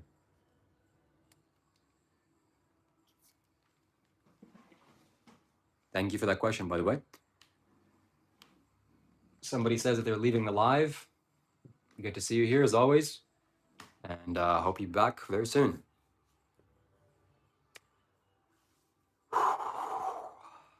Yeah. So again, my friends, all of spirituality to me, this whole thing that I'm doing my entire life is just how to live well. And I'm a lazy yogi. I don't want to say that, but what is the easiest, most carefree, and most natural way of living well or building goodwill, or not goodwill, but well-being in your mind and your body that doesn't involve a lot of hard work and huffing and puffing? What is simple things you can do? What are ways that you can incorporate things in your life that will naturally make you more spiritual? Like, how do you drink? Where do you drink from? How do you eat? What kind of utensils do you eat from? What you eat, where you eat, simple daily things that you do. How can you incorporate well-being and insight and wisdom into your daily life? And so that's what I'm interested in doing, and that's what Hinduism offers in a large sense. So that's why I'm interested in Hinduism. And so, yeah. Is Shiva older than Egypt? Yes, Shiva is older than Egypt, much older than Egypt. From what I've seen, Sadhguru, from what I've seen Sadhguru talk, uh, Shiva is the first yogi. So people gave him the name of Shiva, meaning that which is not. And from what I hear Sadhguru talking about and saying, that the scriptures that describe Shiva, they they say that it was approximately 70 to 80,000 years ago, based on the alignment of the stars. So that's when this being existed. And yes, I did take his name. Vedas, Maharishi Vedas said it was written before the 5,000 years ago. Shiva created this universe more than around he said 80,000 years ago, and maybe more. I don't know about the thing, but yeah, he was in the beginning, the Shiva. Well, modern science say that the universe is much older than 80,000 years. It's 13 billion years of age. So the Earth itself is 5 billion years of age. But Shiva walked this planet for sure, because he consecrated Mount Kailash and people saw him, and there's all sorts of images about him. Grateful to have come across you today, and not a surprise with how life has become so direct. Very much a blessing and verification of being on a positive path. Thank you very much. I appreciate that, my friend, and hope to see you back here very soon. Hello, Justin. Jesus replied, so this is stated in John 3:3. Jesus replied, very true, I tell you, no one can see the kingdom of God unless they are born again. Well, I guess you're going to have to be born again, whatever that means. Yes. You heard about the ancient bodies like Shiva's below the pyramids of Giza? Yes, all spiritual places largely stem from the first yogi. What's your question, Mrs. Heyu69? So I hear from a little birdie. Well, I look back in the live stream that you were talking about me. What more do we have to say? I want to know what you're saying. I was talking about when you were commenting on my live stream, but you're welcome to rewatch the live stream and hear everything that I said, and I recommend you do, because lots of wise things were said on how to live well on this planet Earth. Stand on the. Also mention about why I've been saying things that I've been saying. I think you should turn on your camera and we can have a proper discussion like human beings. Otherwise, this is not a place to derail the conversation. There's a certain topic that we're discussing, and well, Turn on your camera first. yeah, you can't relate to human beings normally, then this is not the place to derail the live stream or the conversation. And what's your favorite fruit? My favorite fruit is mangoes and watermelon and grapes. So if you want to add to my mango fund, please send me a donation. What has been your highest state of experience? That's a good question. My highest state of experience was when enough of my mind has been eroded and I got a glimpse of seeing the magnitude of the universe and the being that resides in the universe and maybe governs it and creates it and destroys it and something. So when I saw that, there was a permanent change in my mind and body, and I recorded the video of me explaining what happened to me the day after, and it's on my members only YouTube channel. I highly recommend you join my members only YouTube video platform thing, because you'll get an emoji right next to your name when you comment, and your name will be highlighted, and you'll gain a lot of aura points. Tell me how to meditate. Well, let's meditate all together. This is not the time to discuss this. We're gonna discuss this later on. I'll be happy to record it, and you can turn on your camera and we can have a dialogue like human beings. Otherwise, your desire to feed your ego is not welcome here. Thank you very much. No, I just have questions. What is your question? If I provide you with one mango a week, will you answer the questions that I have for you? Yes, first provide the mango a week, then I'll answer your question. So, meditation, my friends, what is the ultimate meditation? How do you meditate? Meditation comes from taking distance from your body and taking distance from your mind. This is what I've found to be the most compelling, most impactful, and most effective way of meditating. What does that mean? Well, you being aware of your body first and foremost, and just being aware of the fact that it is your body. Well, not in ultimate sense, but you have a body, it's here, but it doesn't necessarily belong to you. You have it, you can manipulate, you can do all sorts of things with it. It's impermanent. And just leaving the body as the body. The body is here. Whatever hormones, whatever chemicals, whatever feelings, whatever sensations, whatever emotions arise, whatever thoughts even arise in this head, you can just allow that to be as it is. So there's a negative thought that arises. No big deal, no problem. It's just my body doing things. There's a positive thought arises. No big deal. That's also great. Just something that happens in the body. If there's unpleasant sensations arising, or there's a hatred arising, or anger arising, you can just simply observe that. It's simply a body. It's simply the body. This gives you huge freedom. The problem arises when you're in the body and you're reacting to the body. You have reacting to sensations, reacting to thoughts, going along with your whims and your emotions, making yourself suffer here and there, left and right. That is not a thing that you want to do.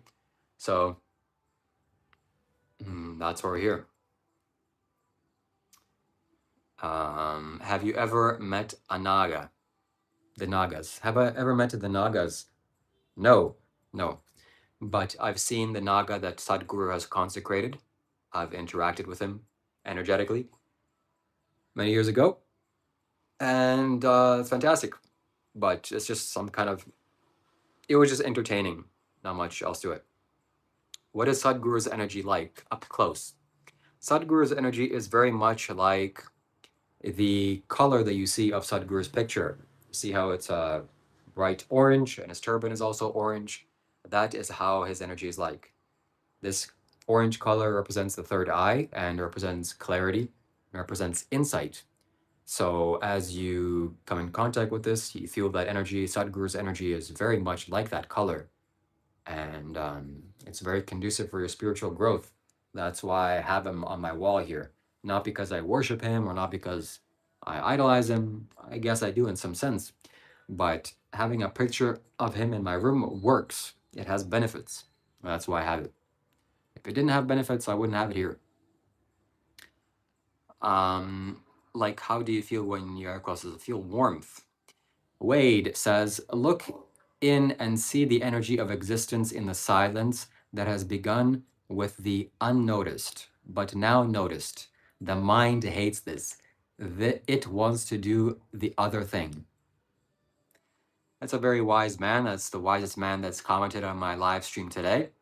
And that man gets it. That man knows the secrets of the universe. This is something that if I start talking about, the majority of people will click away. And simply put, because he's right, the mind hates this, that there is an emptiness. The universe is empty. There's nothing here. It's a untangible existence. It's silent, but it makes the loudest noise. It's not created, but it's forever. It's impermanent, but it lasts for an eternity. It's not anywhere, but it's everywhere. And this existence, this dimension is what needs to be touched for you to grow in your spiritual growth and progress spiritually. Have you ever seen Kailash temple or Angkor Wat carved out temple? So for those who don't know, Kailash temple is a temple in northern India. And imagine a little hill, but the hill is made out of solid rock or granite, very dense rock. I'm not sure what kind of rock it is. And then imagine you taking no. Imagine taking a chisel and a rock, or a rock and hammer, or whatever, and carving a temple into the rock. Not building rocks on top, but carving the temple into the rock. It took something like 300 years to do. It took thousands of human beings to do that, and that's how it happened, most likely. Not that some aliens came, but it took human will and human desire to create Kailash. It took Kailash temple. That's right from Upanishads. Yeah. He literally said Naga consecration was just entertainment. No, Naga consecration was not entertainment. It's Naga is to do with healing and to do with perception. But when I witnessed Naga, there was not much for me to be done with it. It was just kind of cool thing. Wow, this is very insightful, interesting. So that's not a place that I go to towards changing myself rapidly. The Dhyanalinga is the place to go for that. And I interact with the Dhyanalinga often, constantly actually, and it interacts with me. So I'm very happy to say that. I've seen that temple firsthand. It's fantastic. Whew. Yeah, if you want to donate to me, if you want to support my channel, you can. That will help me very much. If you have questions here on the Discord, or if you have questions here on the live stream, you're happy to be happy to answer. My Discord link is right here, pinned to the comments. Feel free to join. Feel free to ask your question live. And that's what it's all about.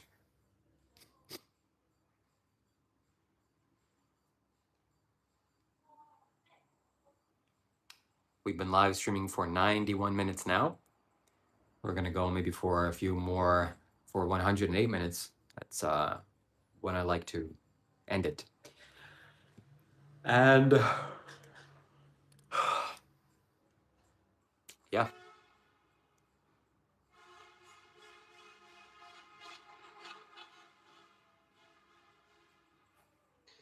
It's lovely to see like you like this, like I mean, you stick to the reality. I mean, there are lots of Christian people who trying to convert other people, but actually don't know about the Hinduism. What's the fact is Hinduism, and it's the Asian text in the world.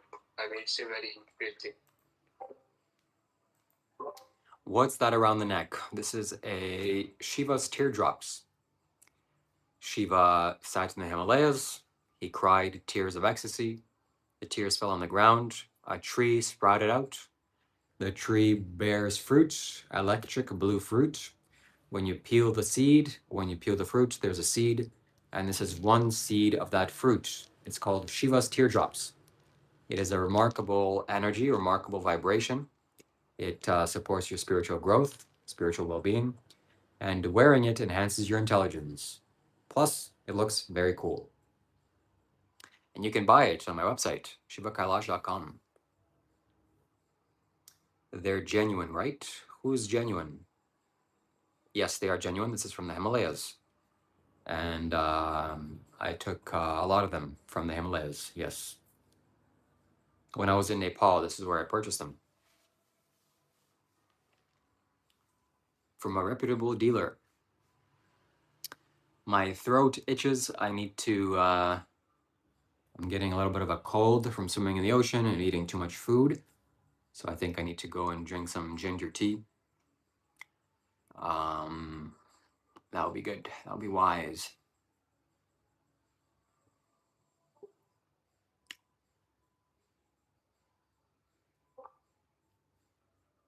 Shiva, do you believe like in Shambho Mahapuran, the Gospel of Shiva, it's written like if you pour a milk or water on that shivlinga, it's a stone of Shiv, so you will be, you have eternity life, long life, you will be disease free, and all over the wishes you have, so it will come over true. I mean, this will full all the desire you have. And after that, pouring milk or water on the shivlinga, I mean, what's your thought about this thing? Imagine exploiting a cow and causing pain and bodily injury to a cow, not to mention ripping away its children from the mother and the mother crying, only for the purpose of stealing its milk, and then taking that abused, unethical milk and pouring it on your on your temples and on your rocks and on your Shiva lingas. So tell me what kind of karma that has. Tell me what kind of consequences that has. Yeah, you mean right? You mean like first we have to feed a hunger person, then after the like temple. You mean that kind of thing? Say that again. I didn't understand you. I say if someone who are poor outside the temple, so first we have to feed that milk on the poor people, and then after that Shivlinga, that like I mean the Shiv. Okay. Imagine taking your hand and shoving it into a cow's ass or cow's, you know, and releasing sperm to in order to reproduce the cow. But the cow doesn't want to do this.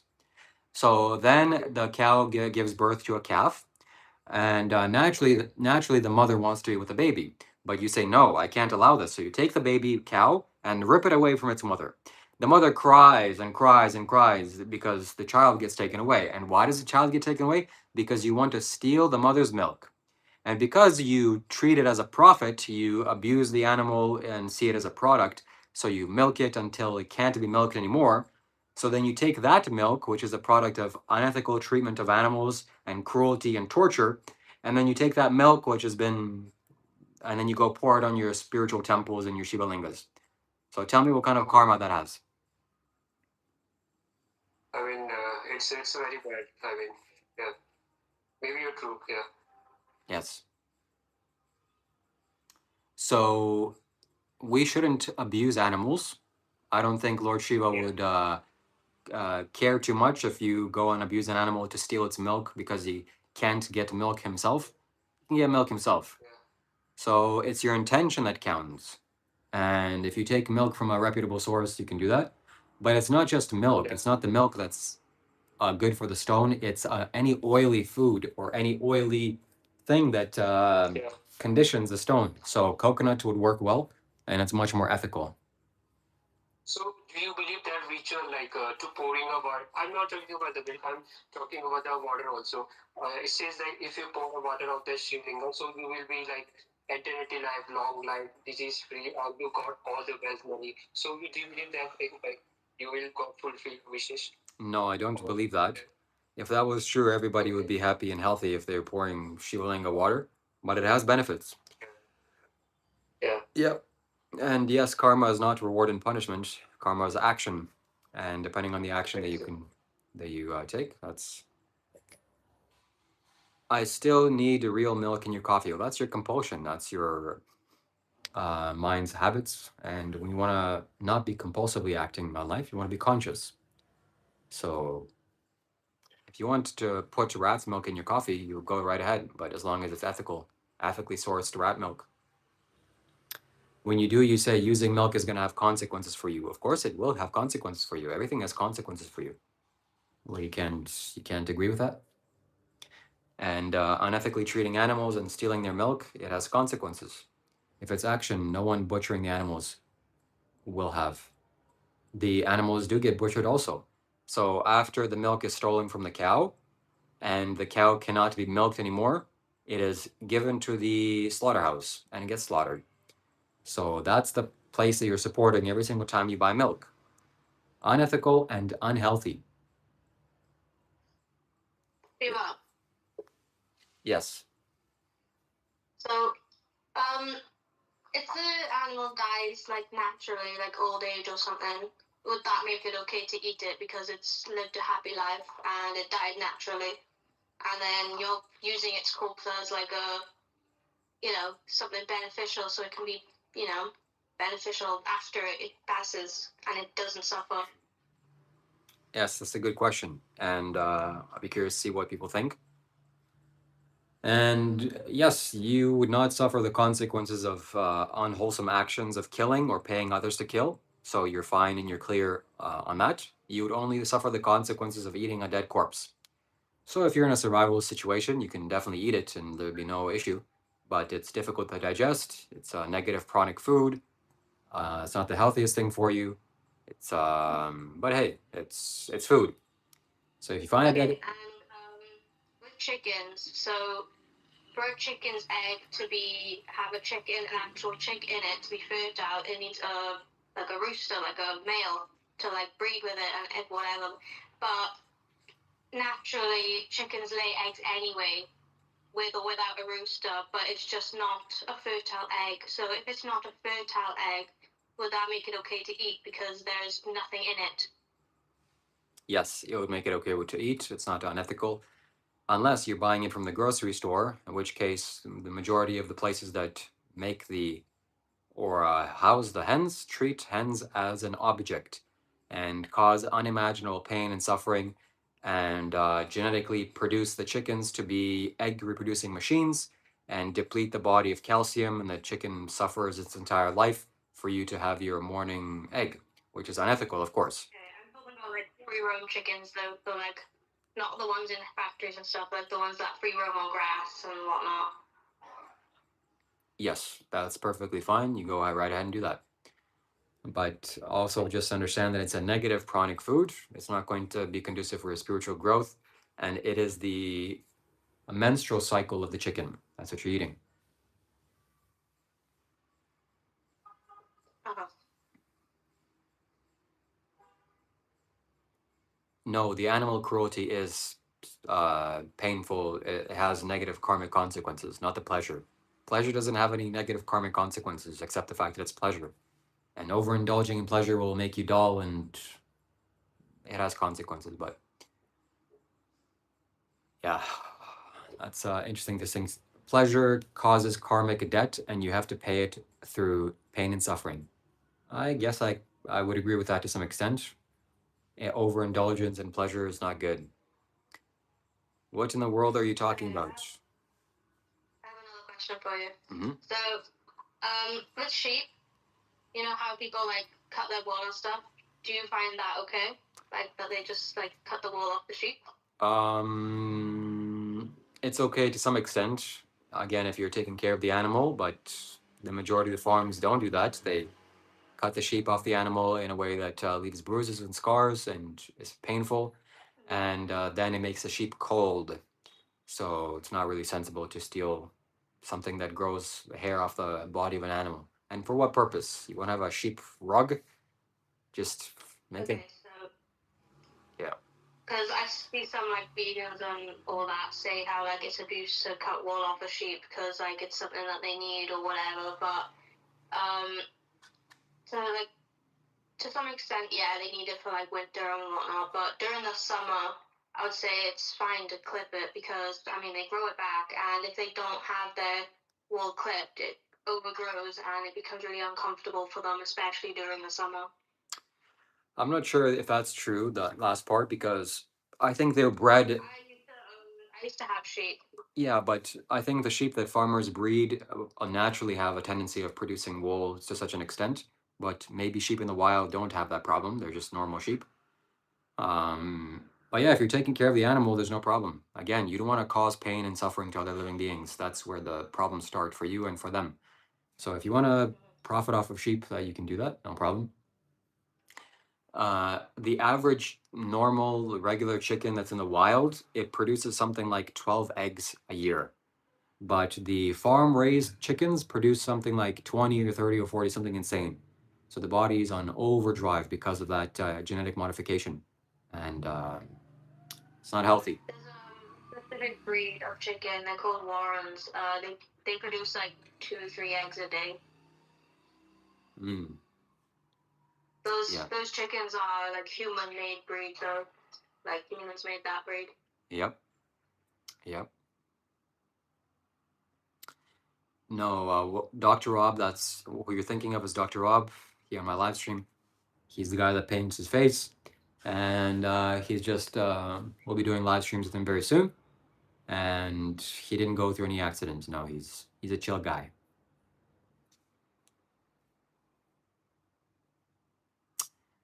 So somebody says here, you have to shear sheep, they need it. It sounds like you have to milk a cow, they need it. Well, if you didn't forcibly impregnate the cow, then the cow wouldn't need to be milked. And plus, there's a natural way of the cow getting milked. It's called her baby, and the baby milks the cow. You don't need to do that. What if the baby's finished like taking milk from the cow and the cow still produces? Because the cow still produces until the baby stops, and it just kind of dries up because the baby doesn't need it anymore. But before it dries up and whatnot, are you able to like take the milk? Because if it fills up too much, it becomes painful and uncomfortable for the cow. Yeah, that's perfectly fine. You can benefit and drink cow's milk. In fact, most mammals drink cow's milk and they like it, and the cow doesn't seem to mind, so go right ahead.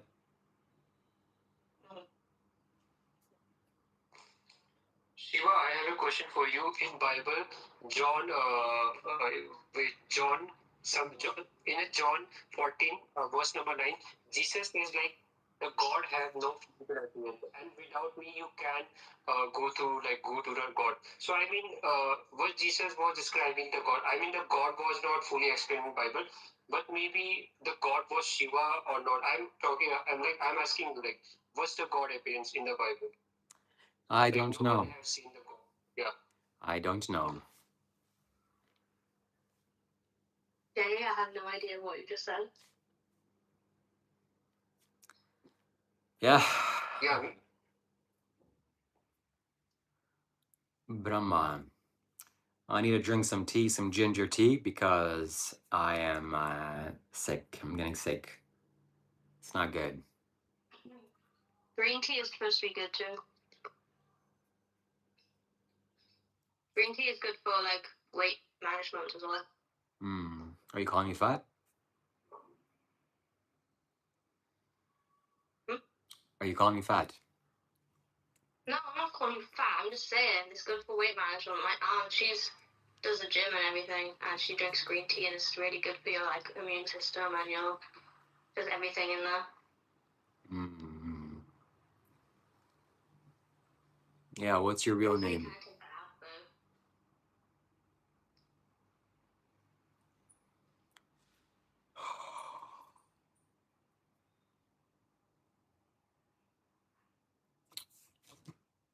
Yeah.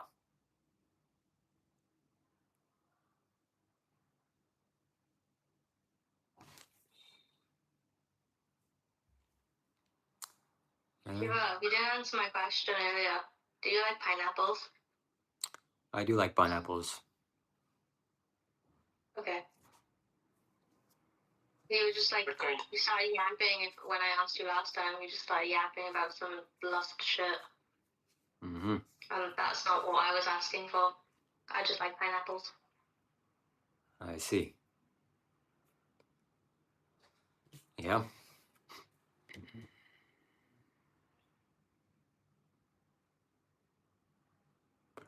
Somebody says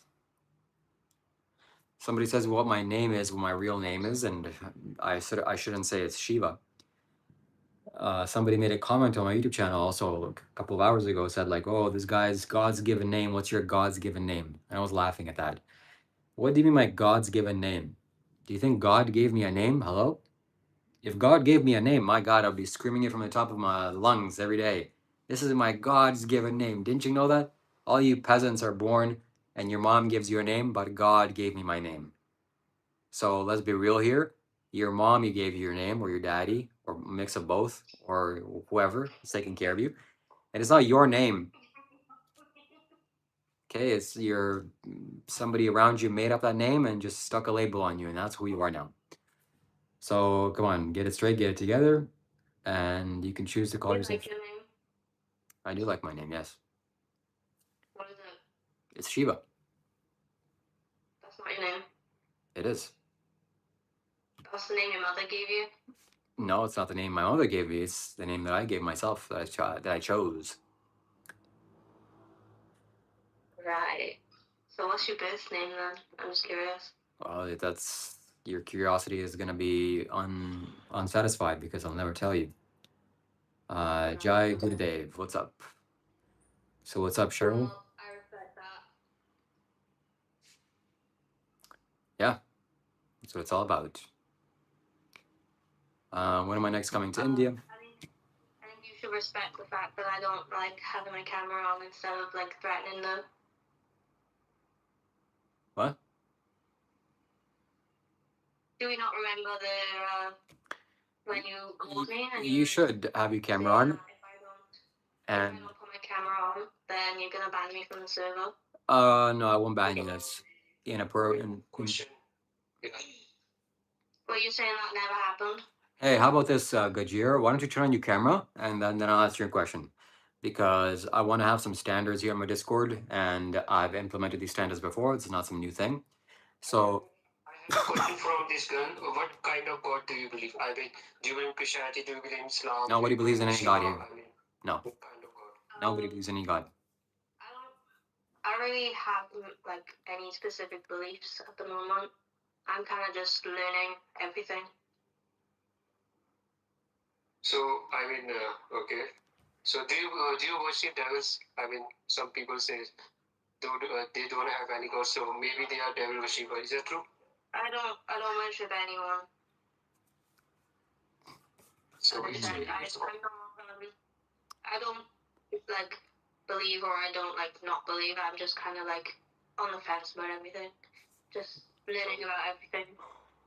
It's called atheism. Like you don't believe like someone No, created, no, it's not called. I'm not atheist because I'm learning about things. If I was an atheist, then I would say there is no God, full stop. But that's not what I'm saying. I'm saying like I'm learning about it all. You know, So you believe I'm willing to hear people out on their beliefs. So you believe someone created this earth, like heavens and earth? You believe? Well, it's not really a belief.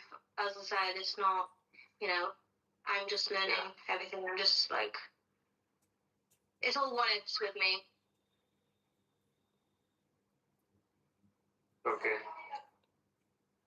So you don't believe that Jesus born as a like he crucified and he resurrected from the dead. So you believe or not in the Jesus? Well, I don't know. That's the thing. That's what I'm saying. Is that I don't have a belief, or I don't not have a belief. I don't know how to say it right, but that's just like I don't know. You don't know. Okay. Mm-hmm. I think there's a saying for it. It's like a agnostic or something. It's not agnostic. Yeah, it's maybe agnostic, but means like you don't have believe anything. You are just like you are scientific religion. There is no God. And agnostic is about again you have to believe like there is something, but you don't know about the thing. Who's with a God is. So you must be agnostic. Like you believe that. Yeah, something like that. Or yeah. So I mean, like God is there. Like God is. I mean, lots of people see like in Christianity also, Hinduism also. So God is there. So you have to accept someone like before like. You don't have to accept any God, and don't be scared of God. And turn on your camera next time you speak. That is Yeah, exactly. that's a stand. Yeah, I'm talking to you. Why are you asking me to turn my camera on if you don't even have your camera on?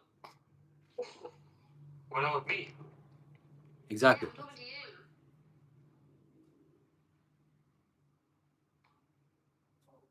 you. Yeah. Anyways, anyways, look at Cheryl says, look at Bhagawan there in the background. Yes. This is First you have to turn your camera, okay? Hey, I'm just saying. Hey buddy, turn on your camera. So this is Sadhguru Bhagawan. And Cheryl, if you want to join the conversation, if you're a spiritual being, there's a Discord link right here. You can come and talk to us. And I will be happy to hear your thoughts. Micromanagement, if God micromanages everything, yeah, God does not exist. Let me break it to you, my friends. Anyone coming to Mahashivratri? No. But,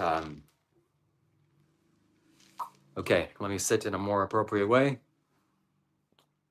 and continue reading your incredible comments. Prometheus said hi. Prometheus, are you here and there? Hello. Prometheus, bro, say something. I don't even know if he's here. He's probably just like existing.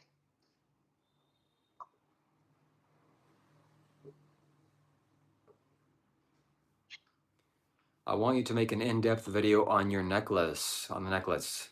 Well, Prometheus has one. Prometheus bought this from me. He's benefited himself in this way. And you should make a testimonial video of the pros and cons on anything. I'm gonna buy one and put it up on my wall. Yeah, you should buy one. You should put it on your wall. Okay. They will. And yeah.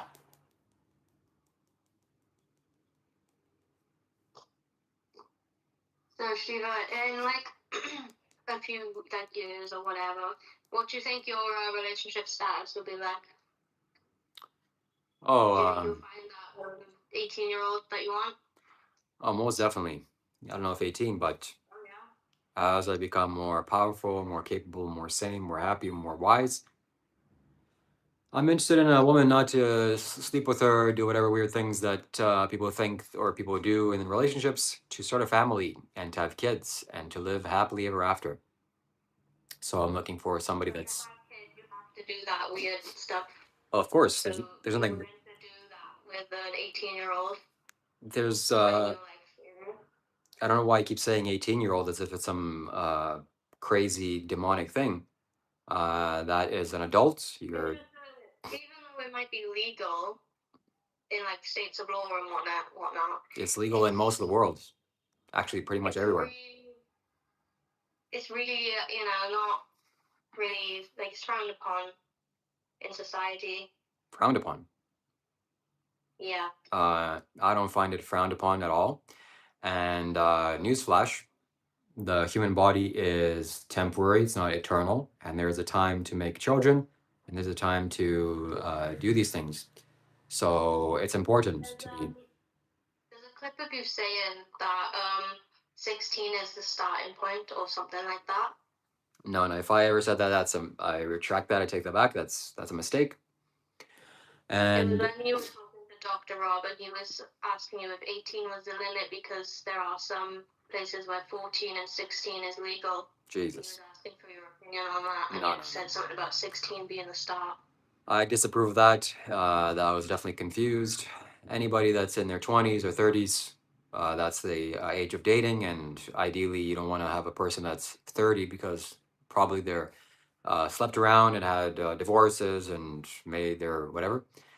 But I know what I want. I know the desire that I have, and if that's not going to happen, then I have to accept the consequences. But the priority is having a sane, healthy woman to start a family with. So most likely a 35-year-old divorce lawyer is not going to be that. But hey, sometimes that could happen. So you're judging women based on if they've been in a relationship or if they're young and fresh, basically. Yeah. Yeah, I guess I am. I see. Is there something wrong with judging and judging that? You wouldn't want to be. Really,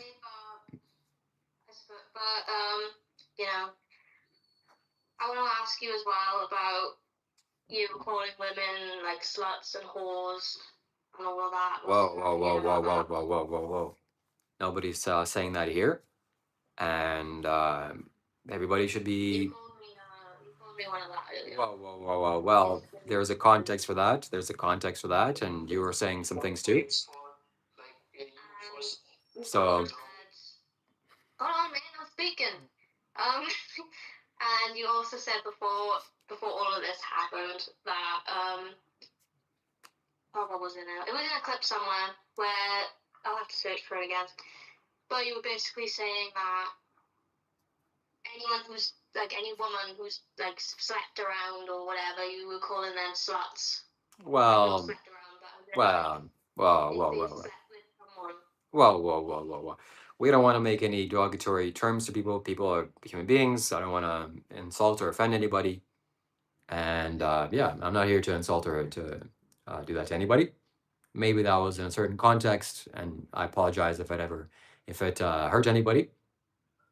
But what can we say about this? Well, one should take responsibility for their actions, me included. So it's not sensible to go out for me and to sleep around with all these women. That's not healthy, not sane. And similarly with everybody else. So if a woman starts to date me and she says, "Oh, my boyfriend, my ex-boyfriend Jack, he was really nice. Oh, by the way, my boyfriend Phil, he was really cool too. Oh, and my boyfriend Alex, and my boyfriend Jim, and my boyfriend Tom. Oh my God, Jesus, lady. What is this, tree branch to tree branch? Are you just swinging back and forth? Is it a playground for you? What's going on here? This is not some pleasure-seeking thing that I'm interested in. No, this is, you have to be stable, you have to be sensible, and we're here making a family, we're here raising children. And that requires a lot of strength, a lot of stability, a lot of insight, also a lot of wisdom. So making children, making or allowing human beings to grow into the next generation, one of the most important things you can do. So you need sensible people to do that with, not some lady down the street that is just jumping from tree branch to tree branch. Nothing wrong with that. You do whatever you want. You're not hurting anybody. You just pleasure is good, but that's not what I want. That's all I'm saying. That's not what I want. What if she's searching for the same thing that you want, like, because you want like a relationship, you want good family, yeah, stuff like that. But what if she's searching for that as well, and she's trying to find that man, and these men are leading her on about it, and then just dumping her on the streets? Does that also make her a slut? No. If she's been with that many people? Well, I mean, she has to. I would judge her perception and her ability to read men. If men are dumping her the next day, then she needs to get some reevaluation how she measures people's character. But yeah, I wouldn't If they've been leading her on where they're making it really like difficult to be able to read, where they're making her believe that he is the one, and then like say a couple months later he's like, oh yeah, no. Well, that's the man's fault. The man is not a worthwhile character to be around, and shame on him. No, I wouldn't. No, that's an extremely rare case and small case. That doesn't usually happen. Maybe it happens once, but or 5, 6, 7 times. Oh, the man were promising me children and marriage, and oh, I'm just here. No, that's like you're a woman. You're conscious. You're aware of what you're doing. Let's take some responsibility, and yeah, you do whatever you want. It's your life. You have free opportunity, just as I do. And you wouldn't want some man that's poor and broke and homeless either. That's can we all agree on that? I have a question about the thing I said earlier about the 16 age. Okay, so I'm just like thinking about it now. Like, why would you say that 16 is the starting point on VC, but then I would say taking it back on live stream? no, I wouldn't say that.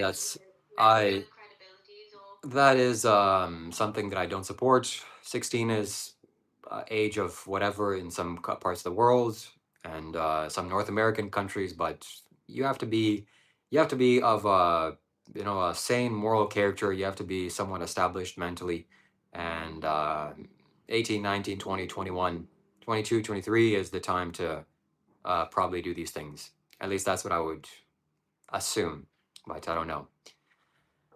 Shiva is you, so if you think you're a demon, then I guess, yeah. So, yeah. Well, before you were claiming that 21 is the cutoff, but you said preferably 18, 19. And to follow that, you also said you want 18 to avoid going to prison, basically, to follow the law. So look, I don't condone that. Legal, then would you go below 18 if it was legal? Absolutely not. No. And 18 is also, there's no numbers here. I'm not going towards a number. What is wrong with people? What is wrong with you? It's not a number. It's how how much life you have, how sensible you are, how healthy you are, how I don't want to use the wrong words here, but can we just understand that a woman's biological clock ends at something like 45 to 55? So there is a time frame, and the body has to be healthy enough to reproduce with. So definitely, 21, in your 20s and 30s, this is the time to do this. 30 is already pushing it. And again, my intention is to make a family, start a family. I'm not here to do some weird stuff. But 18 is just coming out of teenage.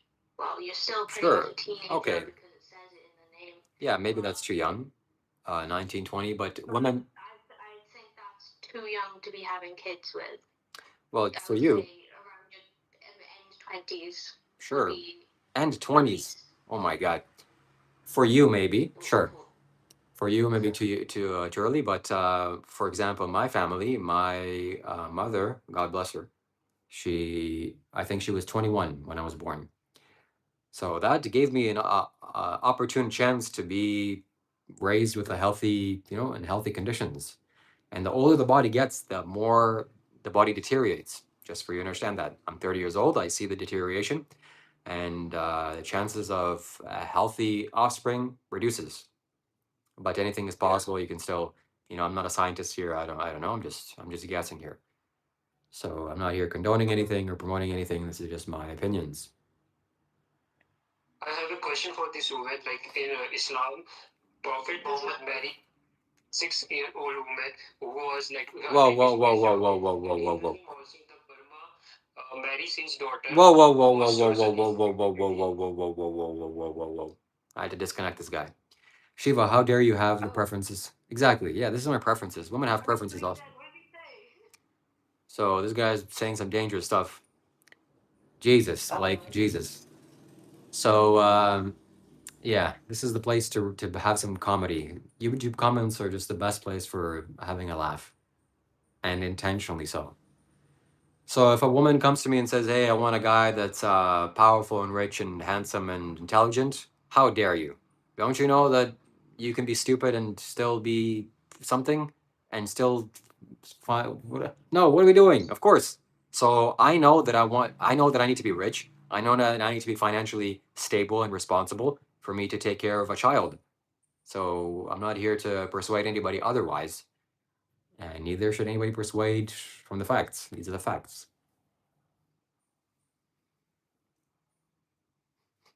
So the Kailash trip is still happening. It's going to be happening in September, and I'm going to be doing an interview with the trip organizer on Wednesday, tomorrow, and I'm going to release it probably on Wednesday as well. So stay tuned for that.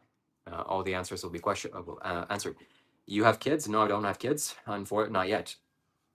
But I want to, or at least that's the plan for the future. Are you from Milwaukee? No, I'm not from Milwaukee. I'm from planet Earth. What do I think of Jesus? Jesus is a cool guy. So my friend here, Adi's in the thing.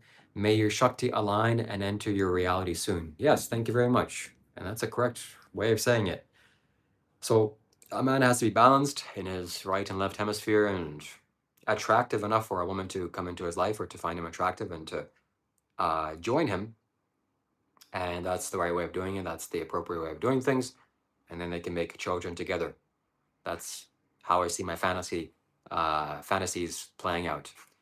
Why you not have kids yet? You're old now. Yeah, that's true. I mean, I'm not old by any means.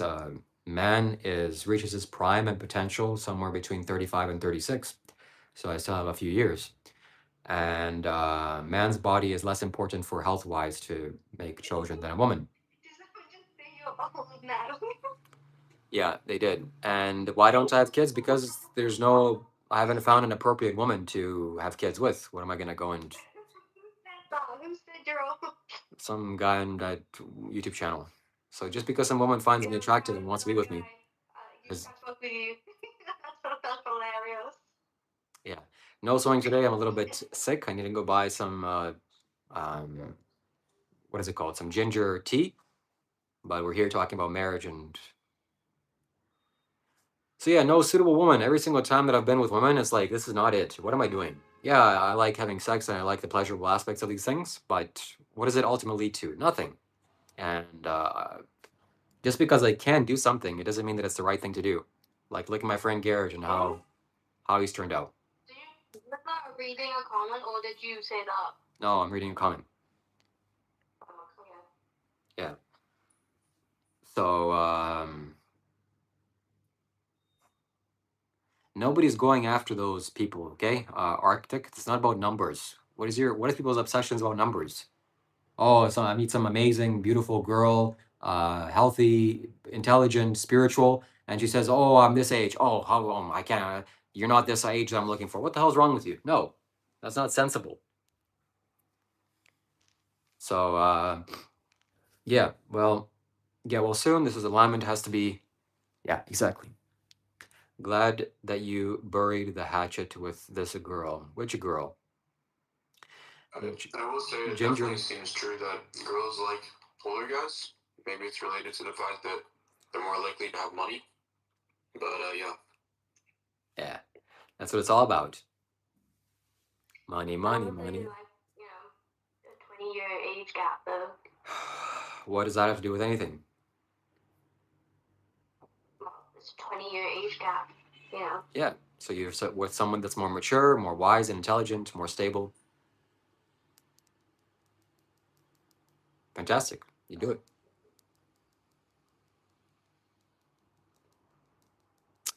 My mind sounds correct. Who's sending me stuff?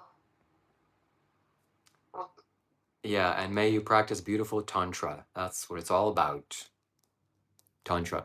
So it's also not a simple thing, small thing, just to go and date women and have sex with women and enmesh yourself and engage yourself with these lustful acts. It's fine, whatever, it's good. You go and seek some pleasure, it's great. No devil's gonna go and punish you. But again, you're merging your energies. Jesus, that's an intense thing. I just can't do that with anybody. Oh yeah, let's just go and do some severe energy work together. And then after, I'm gonna have to spend 2 or 3 days just to unbind that for myself. Why would I do that in the first place? No. So there has to be a person that I want to step into or be with energetically, not just some random stranger that flickers her eyes nicely in a club. Insane, insane. So there has to be some standards. But once this person is found, once this woman is found, guaranteed you'll see her on my live streams, and we'll do some tantra together. So the energy body has to merge. Some wise yogi has said that if you want to have sex with a woman, or if you're a woman you want to have sex with a man, you should feel comfortable with being in that person's body, living in that person's body for some time. That's to the degree that this is that severe, that intense. So if it's some woman that's not taking care of herself, smoking, drinking, eating, this, that, the other thing, has no intelligence to herself, no spirituality, you're just gonna what? Merge your energy with her? What the hell's wrong with you? It's like you have a bank account with $10 million and you find somebody with $10 in their bank account and you have to joint bank accounts. And it doesn't become 10 million, $10. No, it becomes 5 million and $5 and the other has $5 million. So it's it's that severe. So don't do that. Yogila every day, money not only grow. What? No, maybe it's my different.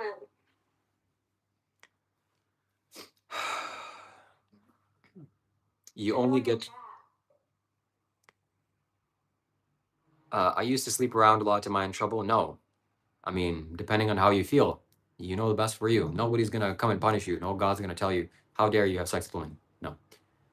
It's. Yeah, I'll tell you that. You only get one soulmate in this life. I doubt that. I don't think there's a soulmate. Somebody says, why is all this info so gate kept? It's not gate kept, it's refined. It's refined, and most people aren't into refined knowledge. You want to go and drink and smoke and rub on some guy in a nightclub, and that's what everybody's doing. So I'm here saying it's free. What's the point of the girl's questions? Is she applying to be your Shakti, or she can't even turn on her camera, let alone be anyone's Shakti? She's just here learning. She's a student. That's why I unbanned her. Shiva was black, so as Jesus, correct? Why can she not just turn her camera on? I mean, she's shy and insecure and scared, and I don't blame her. But yeah. No, it's because you're threatening me, so now I genuinely Threatening you? want to. Nobody's threatening you, lady. Nobody's threatening you. Yeah, you gotta be more gentle with girls, man. You threatened me in a call. You said if I don't turn my camera on, you're gonna ban me from the server. That's a threat. Well, that was wrong. I shouldn't have done that. But that is a standard that I'm willing to uphold, that I'm going to uphold. Anybody wants to communicate, especially over long term, and be a part of this community, we have to know who you are. You're not going to be just some silent voice in the background. Hey, this is how I am. Okay, see? So I can't get away with saying weird things because my identity is on the line. Similarly with you. But if you're too identified with your body and you think men are going to look at you, for sure we'll look at you, just like we're going to look at everybody else.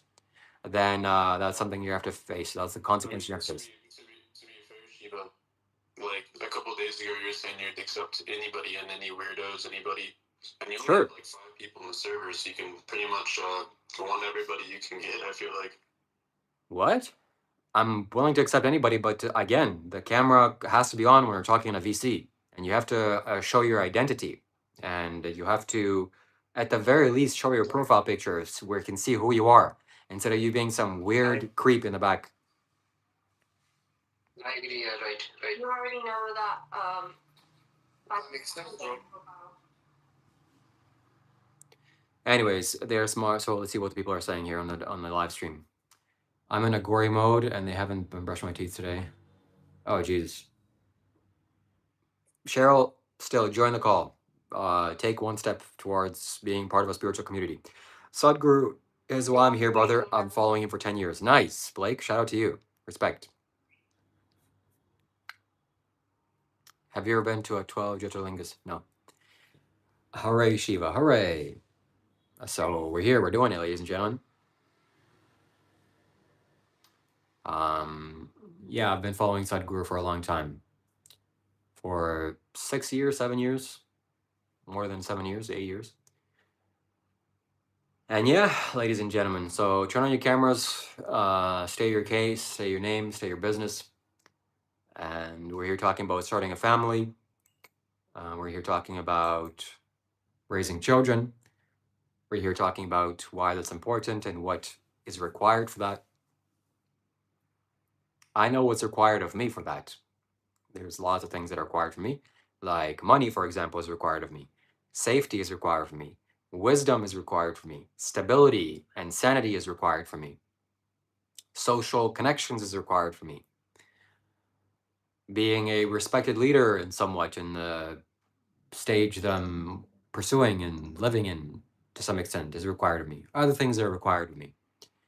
So those are required of me as a man. There's different things that are required as from a woman. What do you think of Osho? Osho was the OG. Have you been to the Isha Foundation in Tennessee? No, I haven't, but I plan on going in the next future in a few years. And yeah.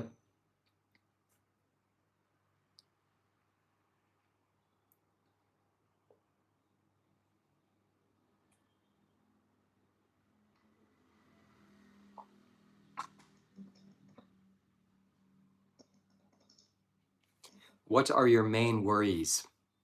The fact that I'm getting older, and wow, this life is brief. It's short. Jesus, I'm already this age, and I don't have much time to live. Even 60 years or 80 years is still quite short. So I gotta make the right things happen,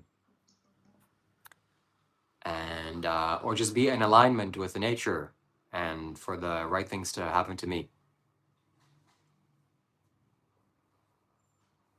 There's no hooking up here. That's why would you hook up with someone? Why do you want to hook? You want to hooks in you, and you want to hook the other person? Why? Hooks are painful, and they have to be unbinded afterwards. So better that you don't hook with anybody. I've attempted. Exactly. You have to be an 18-year-old virgin. No, you don't have to be, but that's great.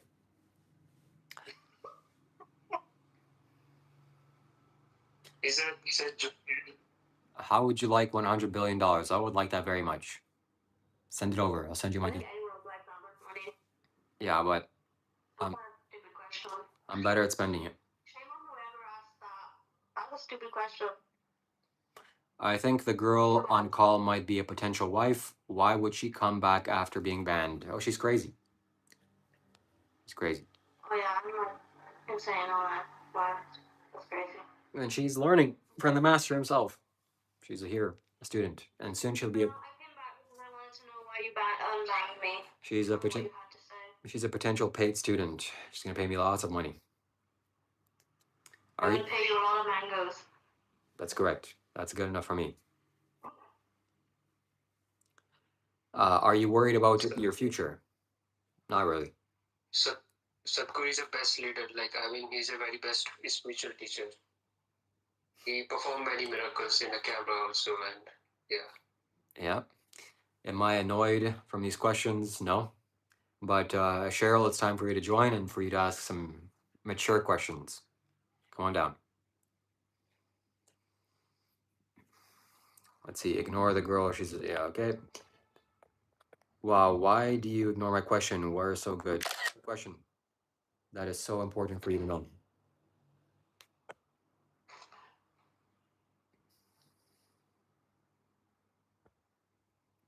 I try to show you love. Where's the love that you're showing me?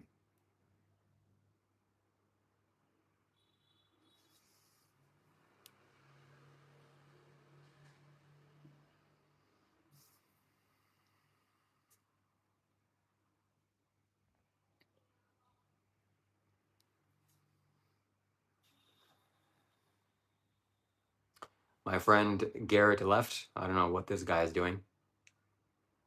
Somebody has to message him for him to join back. Let's see what this guy said. What is the love? What kind of love is he sending me?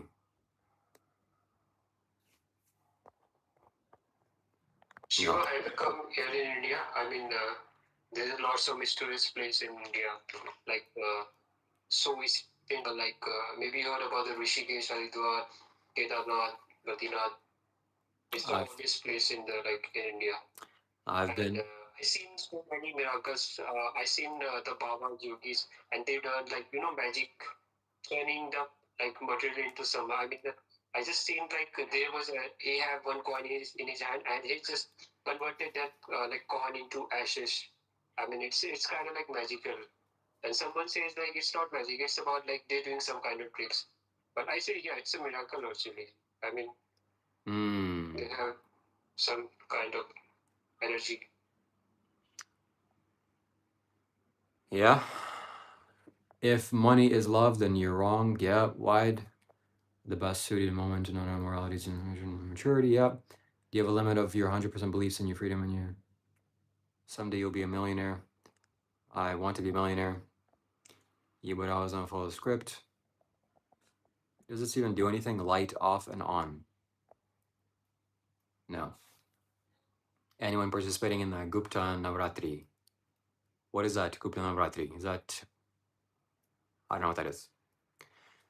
Mahashivratri is something that's coming up, and actually I'm in the geographical location, which I think it'll be conducive for me to be here. I might stay up all night, but I don't know.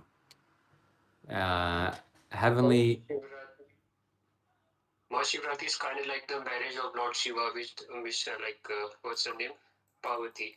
I mean, it's a glorious day. I mean, lots of especially at night time, like lots of ghosts, lots of demons, like the vampires, witches. They worship the Shiva. Actually, Shiva is a so lovable god, Hindu god. Yeah.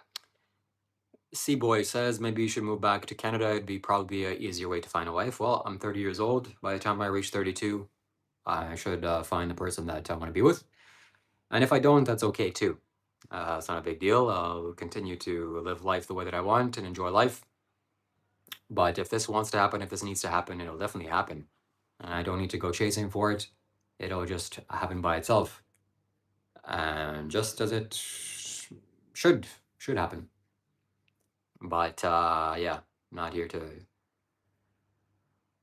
do any of that. Froggo, this guy's a predator. Yeah, I am a predator. I have eyes in the front of my head, and if this was back in the caveman days, I would go hunting. But now I don't hunt. I eat a vegan diet. I'm responsible with my dietary choices. I don't kill living beings. And killing living beings is bad. Is wrong. So it's not good. Very auspicious alignment for the Mahashivratri right now. Yes, I agree. So I think it's 11 degrees latitude or longitude that this thing happens. And I'm in a place that is in alignment with that, which the maximum amount of energy flows upwards. Yeah, a dolphin. Predator is a dolphin. Dolphins are very close to human beings, very spiritual beings.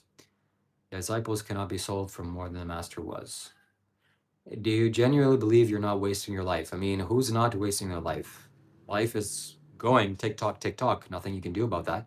You can sit in a room by yourself with your eyes closed, or you can go and live life intensely. You can't escape the fact that your life is slowly going away. But it's better to be intense and be enjoy life. I'm so jealous. Enjoy the energy, bro. Thank you.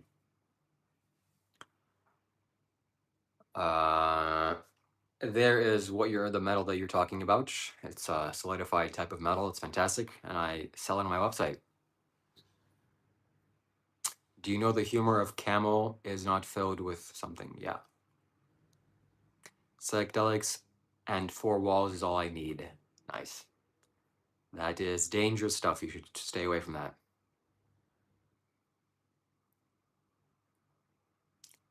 Stay away from psychedelics.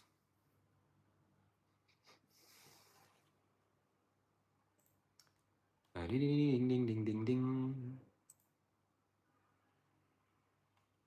Shiva, do you believe in astrology about the prophecy about like someone tells about your future in also Hinduism?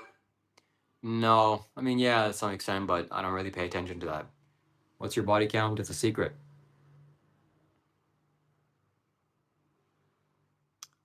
That's a secret.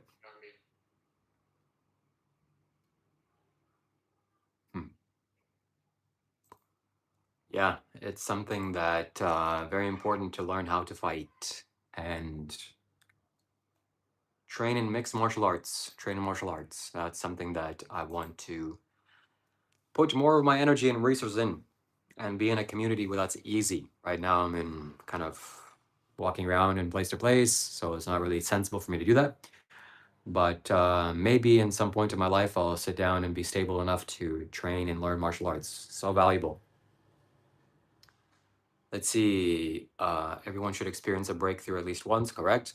Do you believe with Sadhguru that we are in early Dwapar Yuga? Sadhguru said that it's like the Treya Yuga or something. It's a good time. It's not Kali Yuga. I've had insane experiences at 1820 with Sadhguru. Nice. So it's 6:20. That's Sadhguru's time, 6:20 p.m. That's the time to meditate. Somebody says, it's not because of what you had to eat for breakfast that you see emptiness directly. True. You were reprimanding Dr. Rob for not being vegan, but isn't veganism impractical for health reasons? For some very small cases, it is, but not for Dr. Rob. And it's actually practical for health reasons. Eating more plants is much better for you, or better off. You'll be better off. What is the thing you're wearing? Is it dry flower necklace? No, it's seeds from fruit called Rudraksha or Shiva's teardrops. It's a very powerful spiritual necklace, and I sell it on my website, shivakailash.com. Why don't boons and curses work anymore the way they used to in Dwapar Yuga, even though it's still Dwapar Yuga? I don't know what kind of yuga it is, but it's some kind of yuga, and I'm here, being alive and healthy. Shiva, do you drink milk or eat eggs? No, I don't do any of those things. Someone said, fighting me, they thought I was a judo master. I wish I could be a judo master. You eat a lot because you're a little pudgy. Isn't it bad to be greedy? Yes. I'm glad you pointed it out. I'm a little bit pudgy, and when I watch videos back on something, oh my God, I'm a little pumpkin. I'm a little dumpling. I'm a little cheesecake. And I want to just squeeze my cheeks like this because I've been eating a lot of nice, delicious vegan food. Too much. And not enough exercise. Not that much, but I enjoy food. And yesterday I overindulged, that's for sure.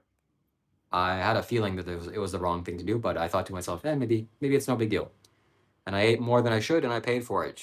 That when the body has too much food, it can't use it, and mucus builds up, and you have a cold and cough, and so I'm feeling the early symptoms of that. Hopefully it doesn't go any further than this. Fighting is not good karma, it harms you. But yes, but the way that you it's good to defend yourself and know how to defend yourself.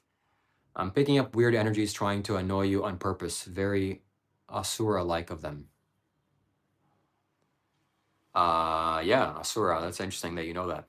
Yeah. Loser, you're not pudgy. You're beautiful. Well, thank you very much for that kind compliment and those kind words. I certainly, but I don't lose things. Okay, so I'm not a loser. My Most yogis are beautiful. Yogis have a power like to maintain his beauty. So I say that yogis are most beautiful. Look at the Sadguru. Eating 5 bowls of ice cream is too much. I'm glad I had your stamp of approval, so I'll eat 4, and it'll be just perfect. There is the way I want to feel better than I feel right now, guy.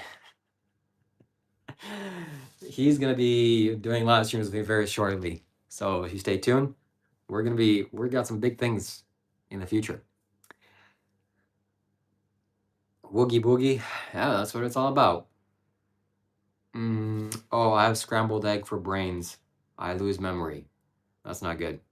Your coloring is so beautiful, but please avoid the sun. Avoid the sun?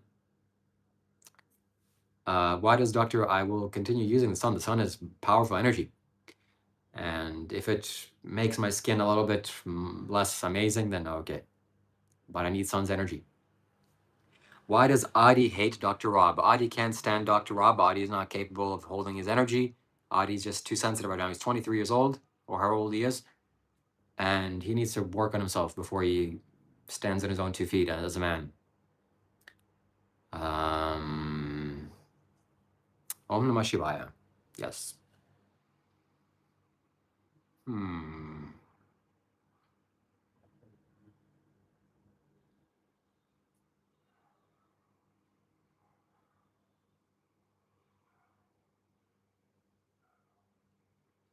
Your eyes are insane, bro. Do you have Scorpio placements? I don't think so. But my moon is in Pisces, and I'm proud of that. It's cool. You didn't answer my question about if you drink milk and eggs because there were 2 versions of vegan. No, I don't drink milk or eggs, but if there was a cow that was healthy and wanted to give me milk, maybe I would try it. I think milk is disgusting, but maybe ice cream, I would eat ice cream. Okay, no big deal. And if there was chickens that are healthily raised and happy chickens and produce eggs, and I would eat some scrambled eggs, no big deal. But I'm definitely not going to the grocery stores and eating that, that's for sure. I'm 23 too, and Dr. Rob would overwhelm me if I meet him in real life. Well, yeah. But Adi gets overwhelmed even on camera, not just in real life. So, Pisces moon are born with subtle siddhis. I definitely have that. Hob, that's good. I can't read it though. I'm in the cusp of Aquarius. You're in the cusp of something, Michael Bush. You're in the cusp of enlightenment. Are you guys talking about these Dr. Robert? So, Cheryl, I don't know if you're new here, but there's a guy that I do live streams with. He's quite the character, okay? And you should stay tuned, okay? We'll be doing live streams with him with chocolate sauce. I'm a cusper. Mr. Salmon Orange says, "Hi dear, how are you today?" I'm excellent. How are you? I hear Sadhguru say we need a lamb and a picture. Say we need a lamb and a picture of Chand Om Namah Shivaya. I don't know why we need a lamb, but okay. I'm a Leo. Nice. Okay, Cheryl, if you're new, so there's this crazy guy that was a Buddhist monk for 7 years. Now he's not a monk, and all of his repressed tendencies are coming up to the forefront. And he's going crazy on live streams. He's painting his face. He's screaming. He's cussing people out. And he's spiritual too. So it's like a spiritual train wreck amazingness experience. Train wreck is too harsh to say, but it's wild. It's wild. And it's like a phenomenon to watch. And I don't even talk when he does that. I just listen for the majority of the live stream because it's like something to observe. And yeah, it's phenomenal. So you'll see it. You'll see it. If you stay here for the next couple of days, you'll see it. Same, I stopped when I see Sadhguru. Nice. So my tactics are working. I'm sitting in front of Sadhguru to get the energy. The rock says it doesn't matter. Fine, where are you from? I'm from Lebanon. I am from Canada, but right now I'm traveling in Asia. It's what my autistic spacesuit craves. I'll be tuning in. You're a wise being. I'm happy you said that. Not just a spacesuit. This is a spacesuit. We're in space, but we're protected by the atmosphere. I'm in space right now. But you added the A word on top of it. Precisely. Perfect.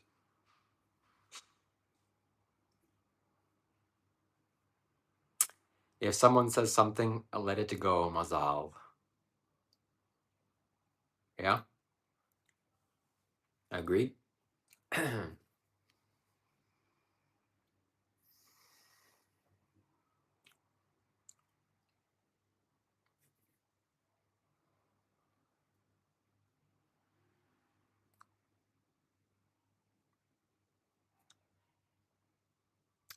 So there's a link to my Discord. You can join. You can come here and ask me a question live. We do group calls there pretty much daily. We talk about weird and wonderful things. And it's a place to be for spiritual beings and spiritual seekers.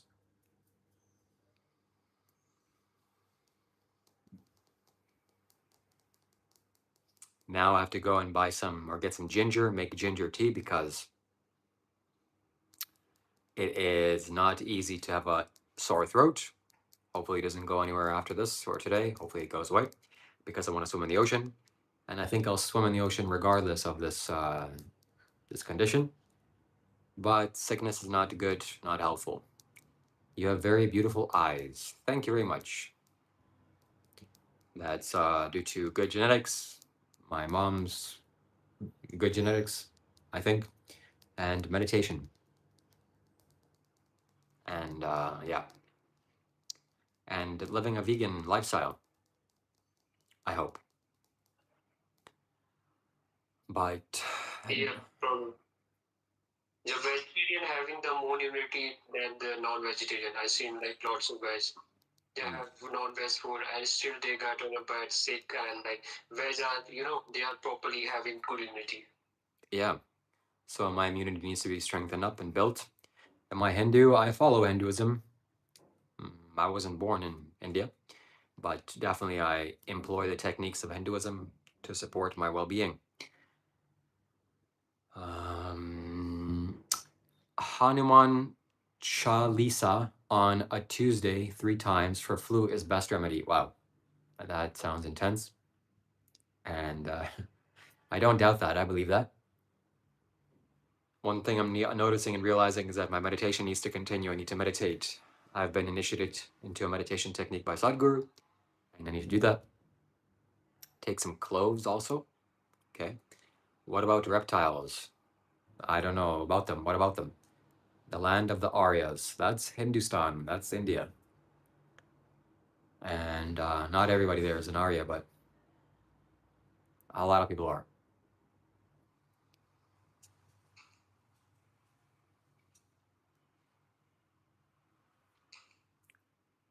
Wow, nice eye. Thank you very much. Just one eye or both eyes? Or is something wrong with one eye? Abhishek. Abhishekam is offering or some kind of a Hindu word. I like how Indian people name their children after spiritual things, like Abhishekam, Yeah. Puja, Ganesha and like Krishna. Hare Krishna. Yes. Nandi. Puja. I met a girl. Her name was Puja. That was cool. Hey, Puja. I'm a revert Muslim who follows Sanatan Dharma for the last 2 years. Nice. The Greys. Yeah, that's a fantastic movie. Where did you get my beard? From Walmart. Beard grows on all men. Some men choose to remove it.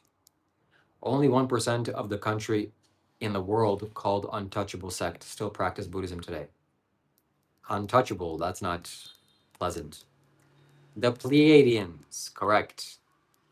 Out of all the beings in the universe, Pleiadians is ones that I resonate with the most. When I first heard about the Pleiadians, I was interested. Paw cat and women. What do you mean women? Abhishek means ritual bathing with milk, honey, etc. Wow, nice. That's a nice name to be called. I've had a deep inner visual experience and seen these creatures and seen why people call them demons. Yeah, they're, I'm sure, deaf reptiles on the planet, and they do a lot of weird stuff. This world is too impure for Buddhism to exist. Maybe. Do you love animals? Do you have any animals? I love animals. That's why I don't eat them. And yeah, I have a cat in Canada, or my family has a cat. Pocket says, LOL, some grow beards. No, not some grow beards. All men grow beards. So why do I have a beard? Because I'm a man. This is what happens.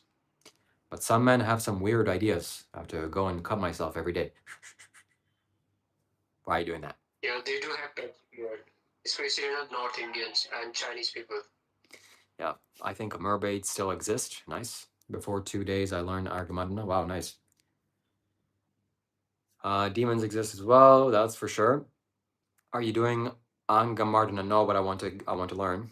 I think about only 1% of the ocean. Yeah, that's true. We are in space outside of Earth in space. Correct. So I'm in space right now, but I'm protected by the atmosphere. You look out of place, sir. Where should I be? Mars? No, some women grow beards, LMAO. Oh my God. Oh my God. That's no women that I want to meet. Some people grow beard. Like I seen in Canada, overseas having some patchy beard. Good to see you, non-user.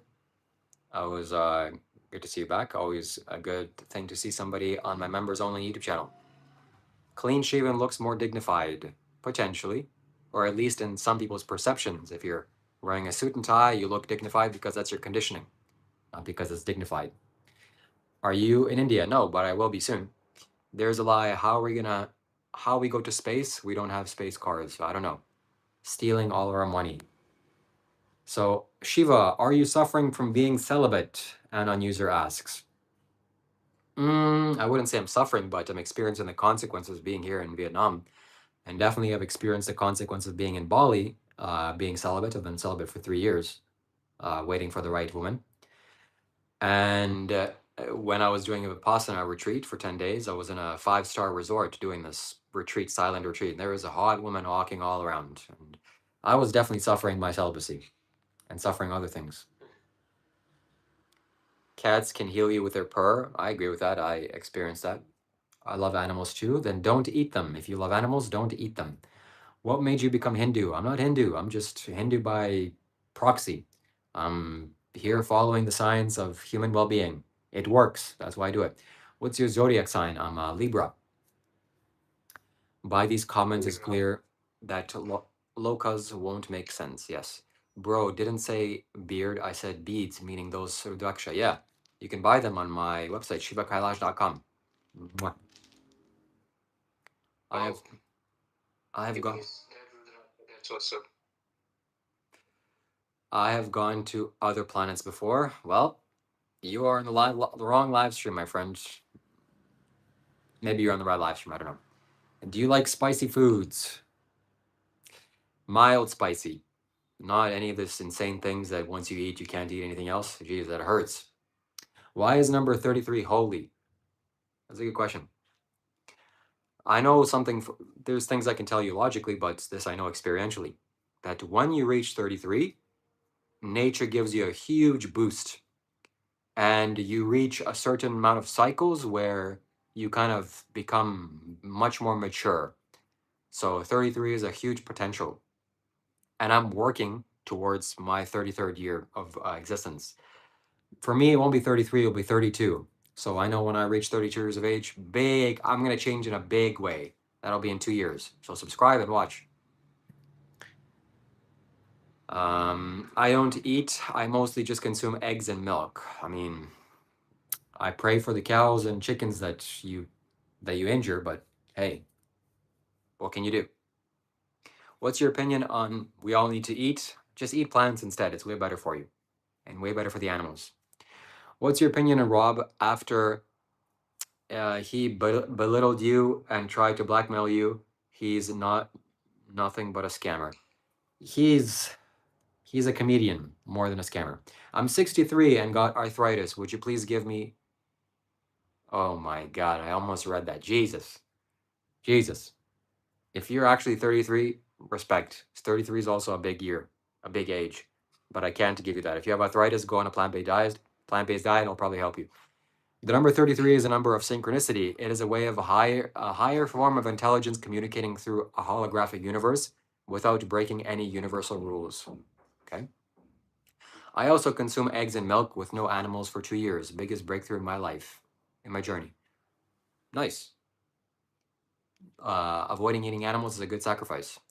I see the number 33, 44, 55 all the time. Nice. Hello,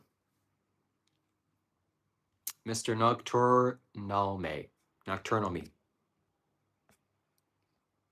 So yeah, 33, big year, big number.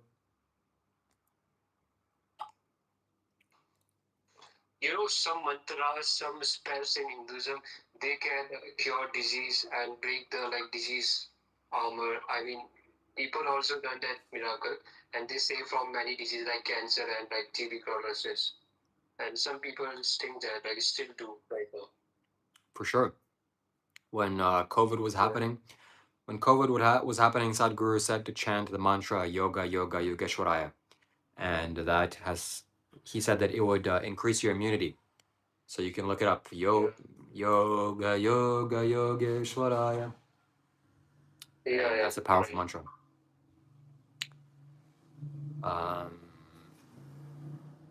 I need a girlfriend too. I'm on the same boat as you. Well, you don't need a girlfriend. You need food, you need water, you need shelter to some extent. But a girlfriend, what are you going to do with a girl that's your friend? What are you going to do with her? Hey, girlfriend, you want to go on a holiday? Want to go to the movies? Exactly. What you want more likely is a wife. What's your opinion on Islam? Islam is dangerous. Islam, I'm not educated enough to deal with that subject, but it's a tricky one. No, you need a wife. Correct. Well, you don't really need her either, but a wife is what you're looking for sure. Why does Dr. Rob disrespect you, your guru? You mean Sadhguru? I don't know. He's a lot of it is just comedy, okay? If you look at it from the lens of comedy, you'll understand what Dr. Rob is. Largely comedy. You need to have a girlfriend before you have a wife. I mean, I guess a girlfriend is expensive. How much? Still waiting on your boyfriend to hack my bank account and steal my money like he said he would on your Discord server. Ada Wolf, again, this is largely it's comedy. Dr. Rob is just comedy, a comedian. And people take him seriously. Like, come on. It's supposed to be funny. It's supposed to be eye opening. People are, oh my God, can you believe? Can you believe? Not really just wife her, yeah. A monk cannot have both a woman and gold. True, but he's not a monk. Did you know that transcendental meditation? I know it because of David Lynch. I know the word transcendental meditation, but I've never tried it before. I've never practiced it. I too am comedy, Joe says. Nice. All monks are same. Not all monks are the same, but Seaboy says, Edelwolf Rob would know how to use your money better than you do. Possible. And yeah. So he's just a dude playing a dude disguised as another dude. Correct. You know the vibes. And sometimes he even puts on the paint. Just yeah, you know the paint. You know the paint. One day he did put on that paint, and it was really concerning. Do you know who Anwar Al-Waki is? Isn't he some famous YouTuber political figure, a political commentator? A silver of diamond is worth more than gold. A sliver of diamond is worth more than gold. Yeah, possible.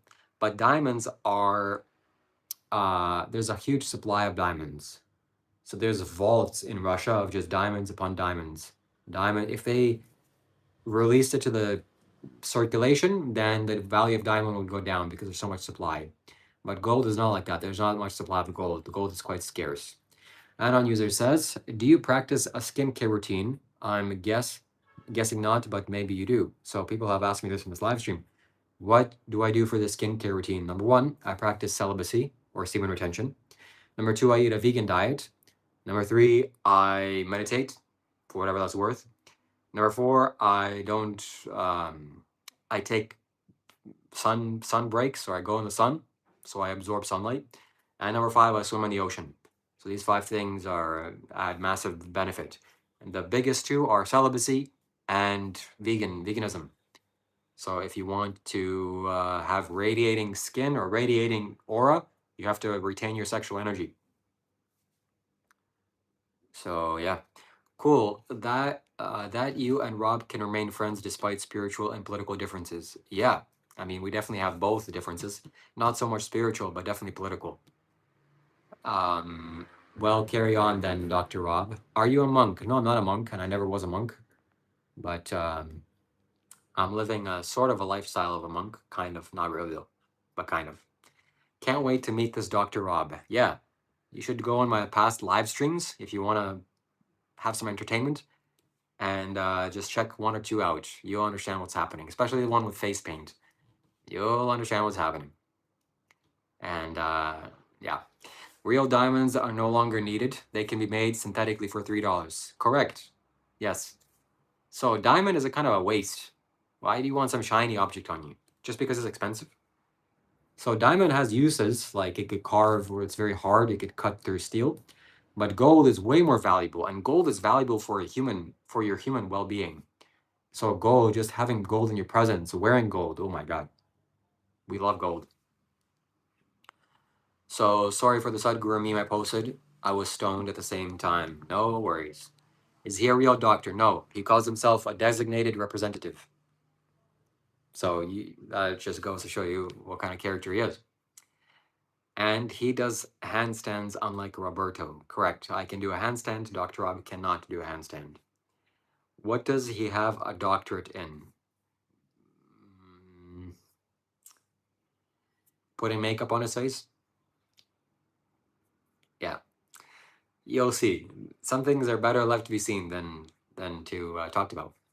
What other spiritual tools can I get? You need more spiritual tools. Prometheus, okay.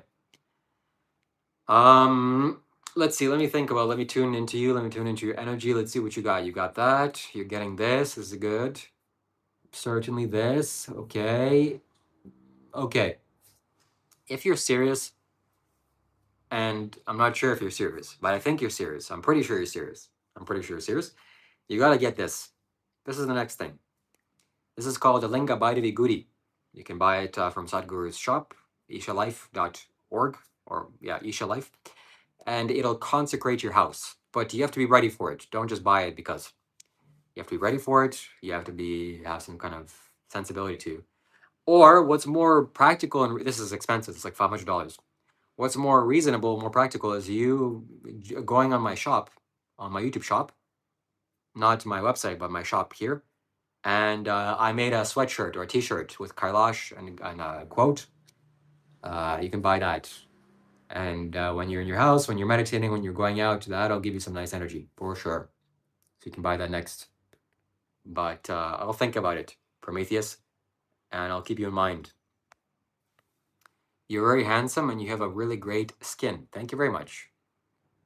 Let me go check. BRB. Okay. See you soon. Doctorate in bait. Yes, that's what I should have said.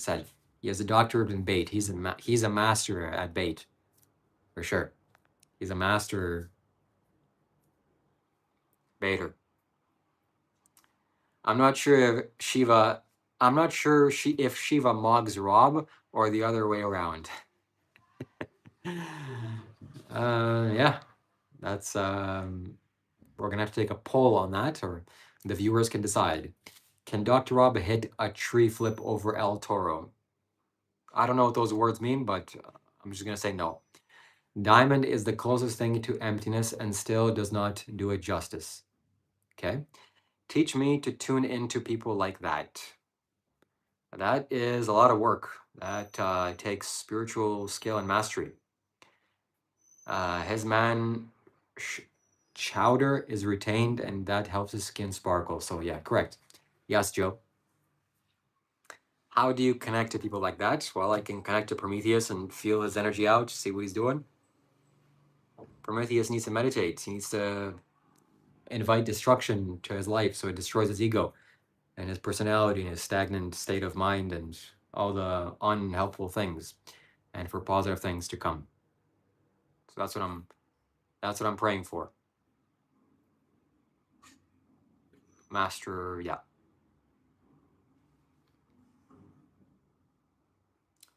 Dingleburgers, dingleburgers. Anon Stra. Is Rob Master right now? Yeah, I think he is. I'm a skater. It's a skateboard trick. Oh, definitely not. Make a facial hair tutorial. I'll make one right now. Step 1, don't shave your face. That's it. There's no step 2. Can we become master? Yeah, you have to first become. No, that's not a good thing to become. No, that's if you want mastery over anything, that's not a mastery thing you should pursue. We knew it this whole time. Yep. Yeah. How much time do you spend a high, and can you even make DMT? How much time do I spend high? Well, 0 time because I don't take any kind of substances. Can I make DMT? Yeah, my brain it naturally produces. There's a way for you to breathe to make it. And I want to meditate more. I gotta meditate more. I gotta sit still more. Do you listen to music? I listen to mantras. There's some powerful mantras I listen to that are just incredible. And I change. Mrityujan mantra is accident-prone mantra of Lord Shiva. I mean, lots of people say from the accident. Mrityujan mantra. Mrityunjaya Mahadeva. Yep. It's not about taking substances. Correct. It's about knowing that you are the substance. You are the substance, so you take yourself. Your brain is a chemical producing machine, and you can just yeah, start taking yourself. It's a powerful mantra. I mean, lots of people say from the disease, and especially the cancer patient under accident also. I gotta chant that mantra for good health. I already feel my throat clearing up just thinking about me listening to that mantra. The Mrityunjaya mantra. Edelwolf donated $1.99. Thank you very much. This is for the Mango Fund. I'll tell you something. I'll share a secret with you because if you ever want to go on vacation, if you want to go to a place that is not too expensive, Vietnam is a place to go. It's the best place to go. I'll definitely be here in the future.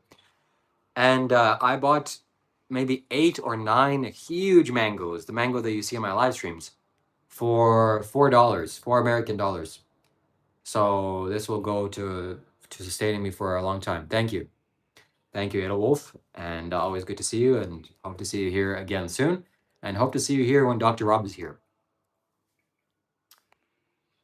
John Carroll Wall says, shaving your beard is like golfing at night. You will surely lose your balls. Oh my God. Yes, John Carroll Walls. Correct. This is the second time you hit it right on the head, the nail right on the head, with a masterful joke. I gotta clip that and put it on my YouTube channel. Shaving your beard is like golfing at night. You will surely lose your balls. Oof. Oh my goodness. Yeah, come on, guys. Come on, men. What are we doing? Why are we doing that? You want to look civilized? No, just look like a man. That's much better. And if it was some weird thing that you had to do, you don't have to do anything. You just don't cut your face. Just don't put a razor to your neck. Isn't that sensible and reasonable? Like, what are we doing? What are we doing? Why are you doing that? Because other people, who cares about other people? You do what you need to do. Chemicals cannot purify the mind, for sure. 2 Roman burgers, 1 waffle fry, and cheese Indian accent. I don't know what that means. It's crazy that you don't abuse any external boosters and really solely on your own energies. For some of us, that sounds impossible. Well, you gotta do it. It's not that you need external substances to give you powerful experiences. I'm sure you had powerful experiences without it. How do you feel joyful and happy? Do you need to take some drug? No. You make it yourself. Do you know Swami Om Swami brother? No, I don't. I protested the Vietnam War and went to jail. No way. How old are you, Yogi? I'm always here, YouTube and my favorite 2 channels for the past week. Nice, nice, nice. I'm happy to hear that. And Dr. Rob is coming back very soon. Dr. Rob's energy seems like you need to take a toke to handle that Shakti pot. Yeah, I don't know how I do it. I'm super sane or super insane, something. But I'm managing it. Okay, it's for the general good. When they told me they would expunge my records, I said to leave it in, or to leave it. Wow, respect. You guys rock. Keep up the good work. Thank you very much, Rick. I appreciate that. It's okay if he doesn't come back. Yeah, I agree, Joe. And maybe people wouldn't miss him too much, but I would certainly miss him. So he needs to come back. Anon Straw, are you Anon user on YouTube? Are you here spying on me? Manipulating Jaya Mantra, yeah. We love Dr. Rob. I love Dr. Rob. The story is that 2 years ago or something, he found me on YouTube. Then when I was in Bali, he came to Bali to see me. I was like, wow, that was surprising. And he was a chill guy. He was a cool guy. And then he came to Vietnam, and I'm like, okay, I need to go somewhere. Why not Vietnam? And so I followed him. And yeah, he's a real OG. Do you and Rob live near each other? Not anymore. I used to live in his house. I used to sleep on his bed. Wait, what? No, not on his bed. On his couch. Mr. Singh, you need to mute your mic. I can hear an echo. So I slept on his couch. Yeah. And it was good. It was good. I learned a lot. His energy is quite intense, and I'm sure he benefited from me. I healed him. He needs to stop smoking cigarettes. He needs to get his life in order. I wonder if there's people here that found me from Dr. Rob. That's always good to see. I'm sure there's definitely a few that I know, but maybe not on this live stream. So my friends, we all need to gain consecrated items. I have consecrated items, and it makes my life easier to live. It helps me. It's magnificent help. So I suggest you invest in some. What's your family think of you going to Vietnam? I found you through Rob. Oh, wow, nice. What does my family think of me going to Vietnam? They don't mind it. I mean, I'm a grown man, so they ask me how it is, how is the ocean, how is this, how is that, how is the other thing, and yeah, I'm sure they would like to also be next to the ocean, but they don't have any marked concerns. They just want to make sure that I'm happy and healthy, and that's the most important thing for my family. But it's safe. I feel safe here. It is very safe country. What does Sadhguru do to consecrate items? That's a good question. I smoke cigars walking on the street of Paris. Respect. What does he do to consecrate items? Well, just like you are alive right now, it takes energy for you to be alive. He takes his own energy and puts it into objects. And that object becomes alive with energy. And then you can make use of that. So this is a little temple. This is a mini temple. And the offering is fire always. It eats fire. And it creates a conducive feminine space, feminine energy. It helps me. It's like my own personal assistant on a spiritual level. I found you from Dr. Rob. I feel like God punished me with 3 years of Dr. Rob and finally rewarded me with you. Respect. And here's your reward. Shiva Shambho. May you be happy, may you be wealthy, may you be wise, and may you be free and liberated from all suffering. That dude is staring at you at the background. This is my guru, my master, my teacher, Sadhguru. And Dr. Rob, he's on an upward climb right now, but he'll be on a downward climb soon. Downward climb meaning he'll be happy and healthy and wealthy. Sadhguru is Shaivism, right? Yes, Sadhguru definitely is Shaivism. Your master, I guess Western people have a cringe. They cringe when they hear that, but in some sense he is, because he's responsible for my growth and well-being. It's the biggest man that's responsible for that. And I really hope that he doesn't leave this year. I really want to see him and meet him and do a video with him. But that may be too hopeful. I'm from the East. Nice. Sadhguru's frozen bird plus warm dung story is beautiful. Yes. That's, maybe I should retell it. I don't know if people want to hear that. So you follow exclusively Shaivism. I guess, yeah. I don't really know what I follow, what I do, but I'm doing something. And it has something to do with Shiva. Yeah. So I have no idea what I'm doing. Is there a lot of people that practice what you do in Vietnam? No, actually, Vietnam is mostly a Buddhist country, so that's not like that. Verily, I say there are those of you who will see the kingdom of before you die.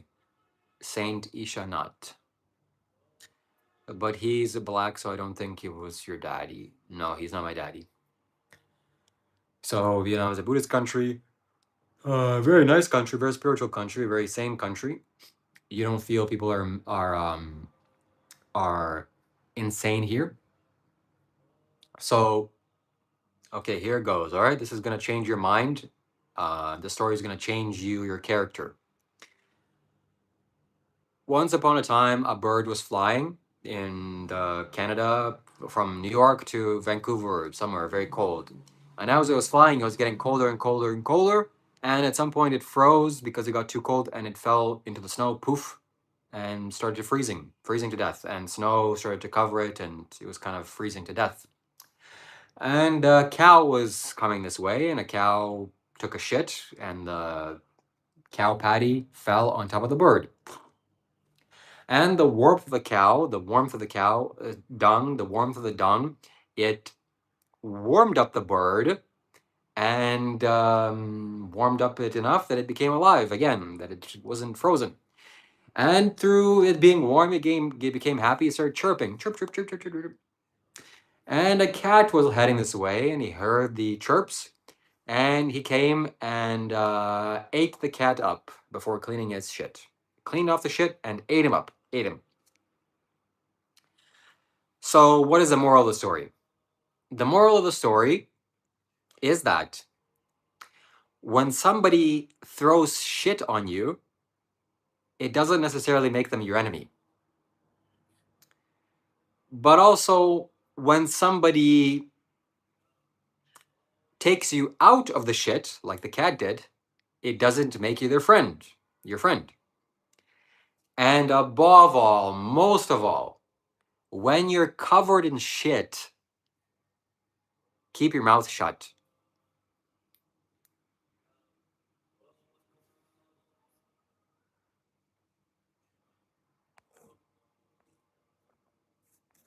Yeah.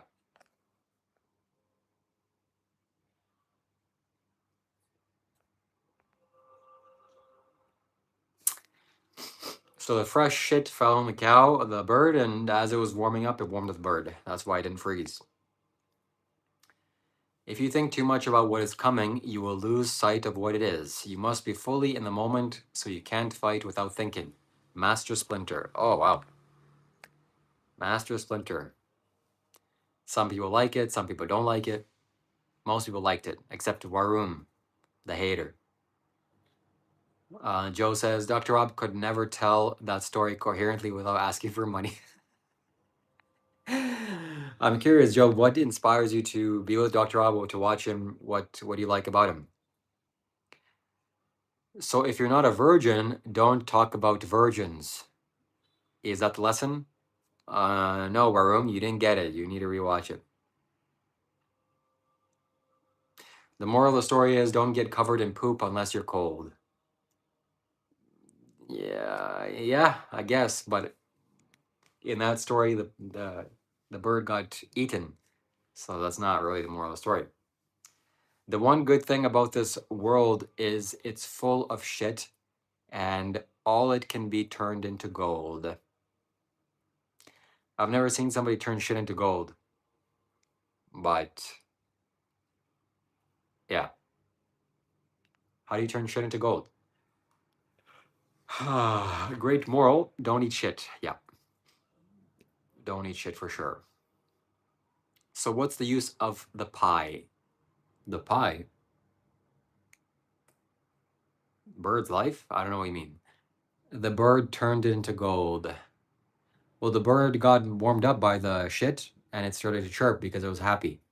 But since it was covered in shit and needed to keep its mouth shut, the cat came and ate it up. What's the name of Kalabhairava Varaha?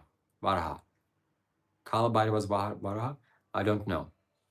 But watching Sadhguru's consecration of the temple or the recent videos of that, Kalabhairava has a dog. He's always with a dog. I find that so peculiar and interesting.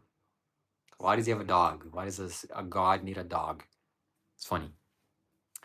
If I come to Vietnam, can we meet? Yes, I'm offering this opportunity for people, spiritual people, to come meditate, swim in the ocean, eat some mangoes, make videos with me.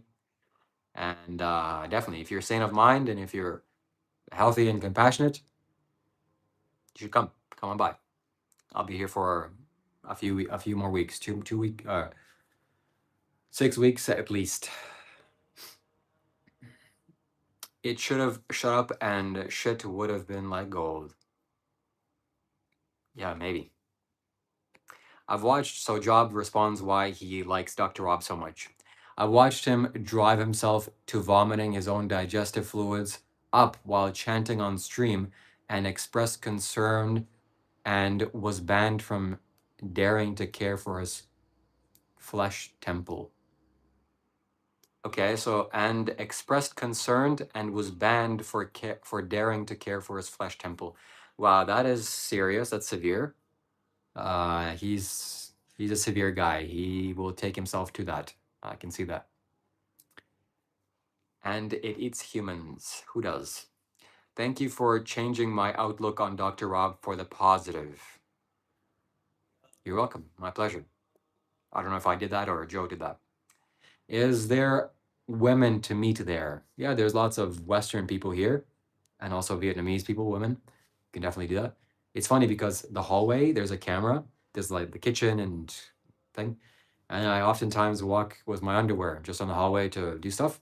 And just now, the person that owns the Airbnb commented, "Hey, if you have garbage, take it outside. Don't leave it there." So they're watching me. They're watching me walk around in my underwear. I owe him a sincere apology. Well, yeah. You must become a dog before you become a god. True. Warum, I don't even want to say that. Where will I go after? Most likely to India. Probably to India. I did that, definitely. 100% me, yeah. Women are everywhere, lol. Just go outside and you'll see them. Yes. But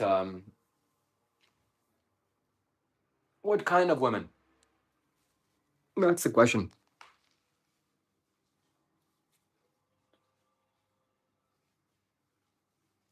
Meaning, are they spiritual women?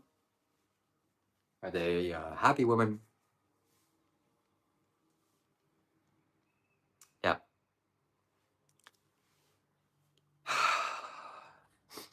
What kind of men? Are they kind men? Compassionate men? I didn't know if their religion would stop them from dating someone outside their religion. That's only some religions, and why would you want to follow religion? First place.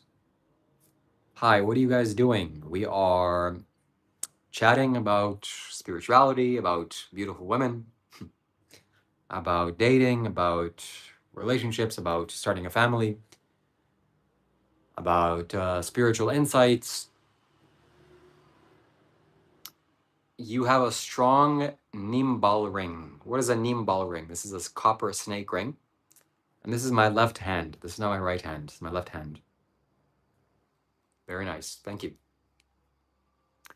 We're also here enjoying the positive energy of the spiritual items that are behind me. It's very good. Where is your boyfriend? I don't have a boyfriend. I'm straight. I'm not gay. But if you mean by Dr. Rob, then he'll be here soon. Meaning maybe tomorrow or the next day or today. I don't know. But today I'm live streaming by myself. I'm a big boy. Sadhguru is a religious leader. Why would you follow religion? Sadhguru is not a religious leader at all. So your assumption is incorrect. And about Shiva, beautiful facial hair that doesn't require any grooming. It requires grooming, but yeah. I wish there was more real men like Shiva. Wild cat's life. That's why I'm here on this live stream, to share my knowledge, share my wisdom, share my insight, so that men can become more sane. Should one get married? I don't know. That's up to you. That's your desire. If you want to get married, you should do that. You should do that. Oh my God, religion leader. I don't think I can handle these. Yeah, these comments are quite interesting. Gay is all right nowadays. I agree.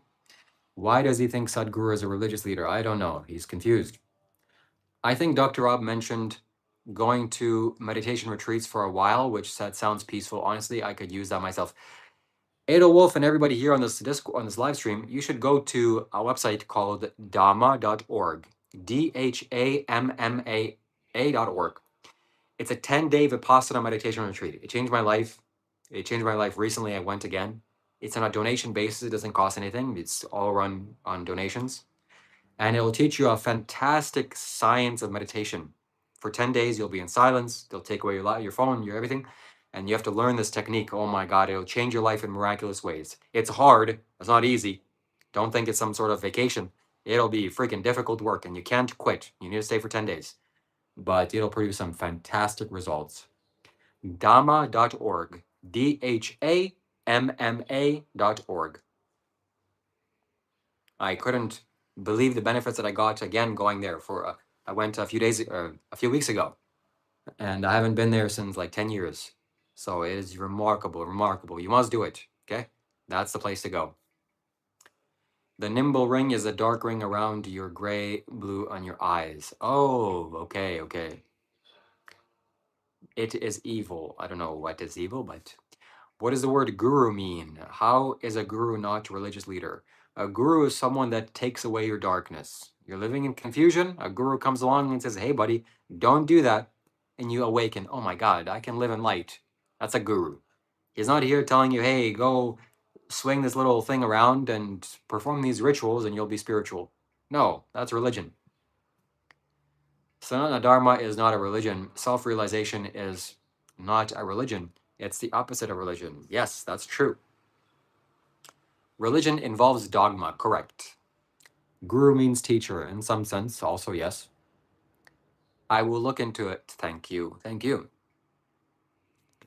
Oh, being gay. Yeah, I agree with that, but definitely not anything bad. It's part of nature. Nature also produces that. I was curious, do you eat chocolate? Yes, I do, but not milk chocolate. I eat dark chocolate, I drink hot cocoa. It's good. I eat cocoa. It's fantastic. So what are you up to? What's up with the copper ring and the altar? So the altar is for spiritual benefits, for the live stream, and for creating positive energy, and for me, sitting in a conducive space for my spiritual growth and well-being, and effortlessly meditating. And the copper ring, first of all, wearing copper is conducive for the body, and wearing it on the ring finger, which I'm wearing it on the ring finger, left ring finger, it also has advantages. Where should you wear a ring? On your ring finger. And also the fact that it's a snake. Snake represents perception. So it's a little symbolism there too. So that's why I wear it. And plus, I bought it from Sadhguru and it's connected to him. So all of these things have benefits. When I was given chocolate at the airport, now I throw it away. When I get to given chocolate at the airport, now I throw it away. Why? Why do you throw it away? Chocolate is good unless it has milk or sugar. Conducive to what? Conducive to my spiritual growth and liberation. But that's your right hand. This is YouTube flips it for some reason. This is my left hand. This is my right hand. So YouTube, I don't know why YouTube does that. It's weird, but it is what it is. Anyone can be your guru if you have the ability to see. Yes. When we talk about guru, also a guru is someone who can change your energy, someone who can transform your life with their energy consciously. And that's hard to do. That's hard work. What religion does that info come from? Is there some dogma that tells you to have an icon and altar? No, it's not any religion. This is a science for technology for well-being. I don't place these things because I'm fulfilling some rites, some rituals, or I'm pleasing some god, or I'm pleasing Sadhguru. Sadhguru doesn't need people to put pictures of him. But the qualities of Sadhguru, that's why I place a picture of him in my room. Those are the qualities I want to embody. And this little miniature temple, it produces spiritual energy. And it makes a conducive environment to live in. Similarly with this is also a yantra, a spiritual technology. This is not me blindly having some faith or dogma or something else. And this is a little Shiva linga made out of a particular special type of metal, which is very heavy and dense. I was given too much. Okay. You should not just accept anything anyone gives you to eat. Correct. That's true. That's a good, safe thing that you're doing. Let's see what the Discord people are saying. Oh my God, somebody's saying, my guy, I was meant to have my claim. You constantly, yeah. So, yeah. Gotta go buy some ginger.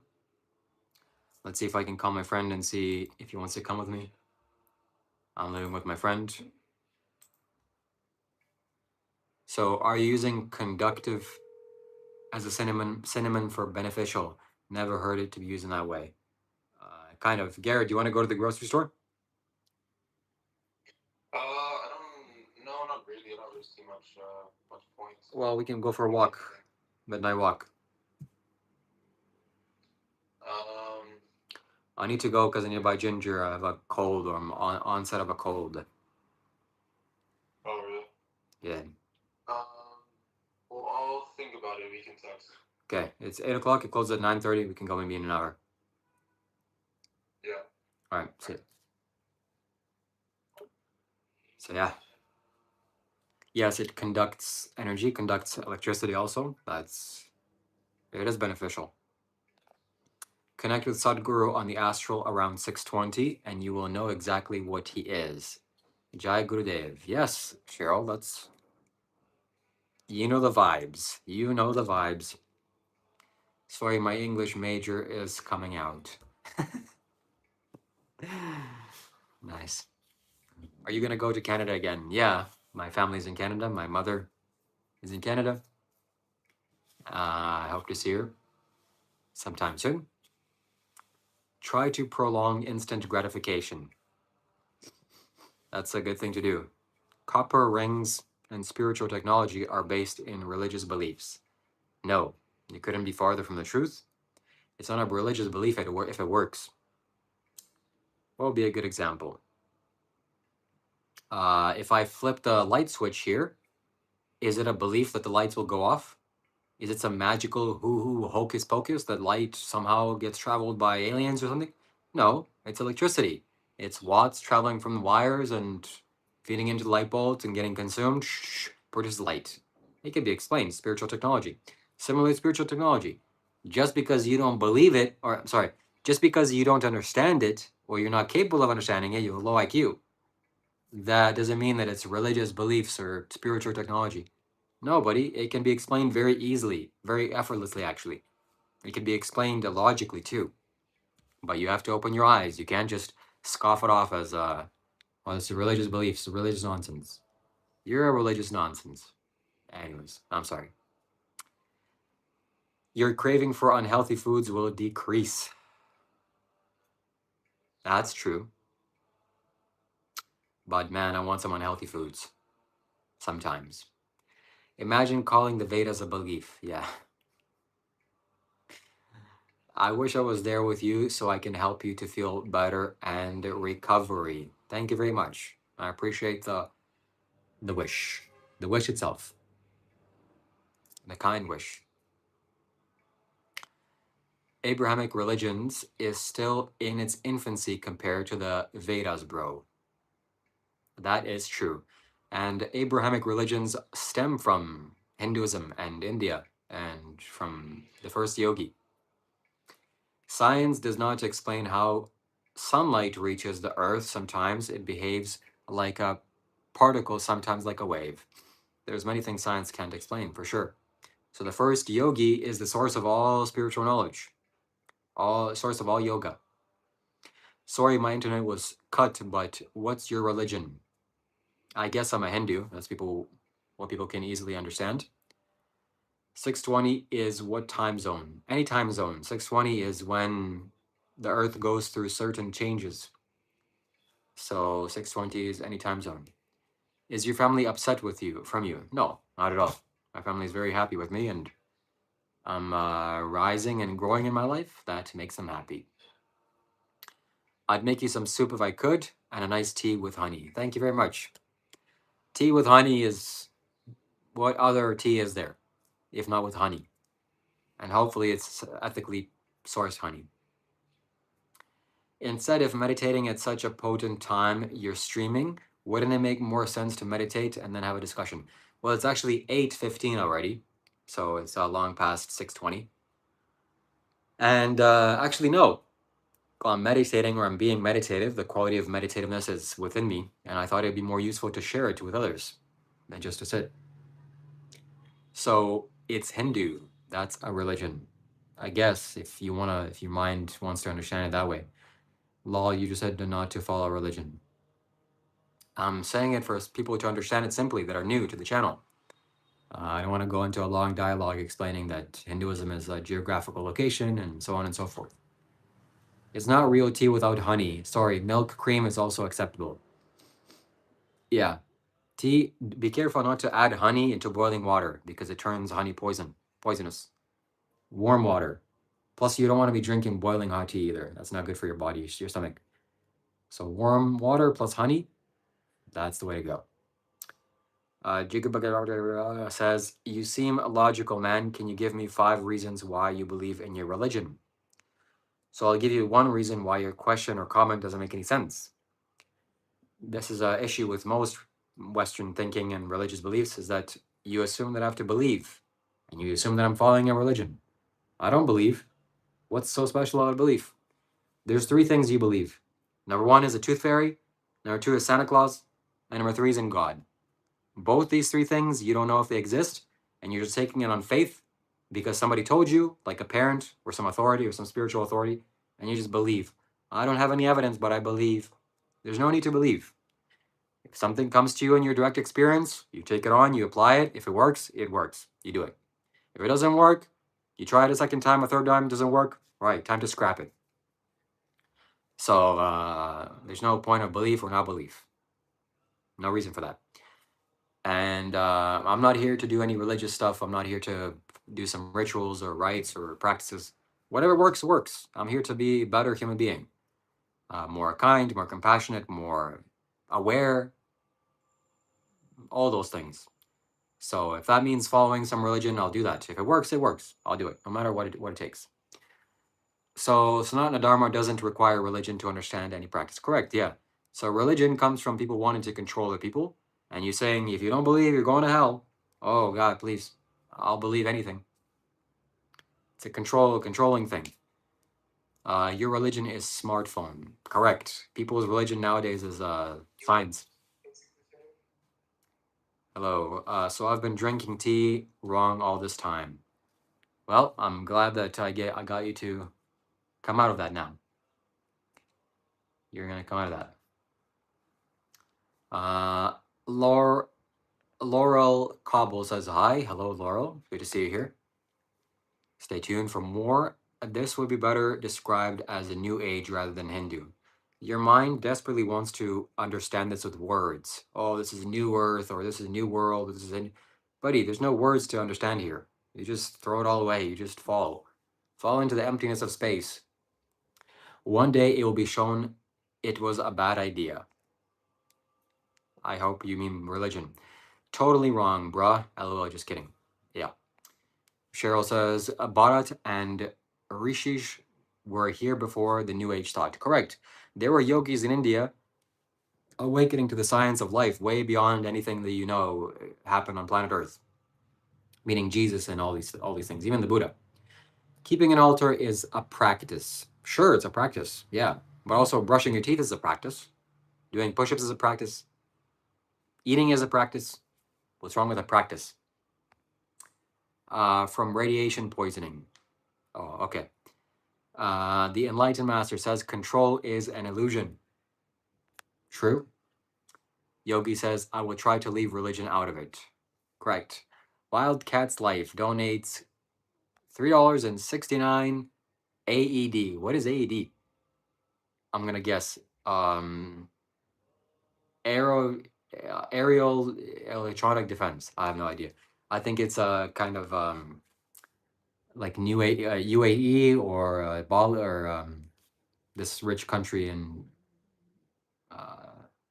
Maybe you can tell me what currency that is. Thank you very much for your donation. I appreciate your generosity. I appreciate your support. I appreciate you supporting the YouTube channel.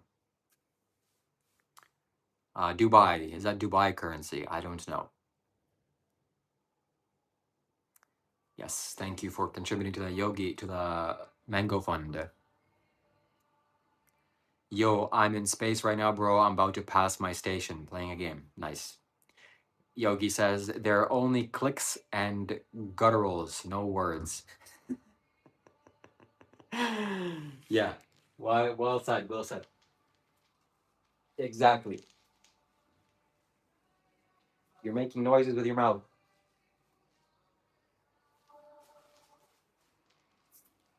But in the English language, we don't have clicks.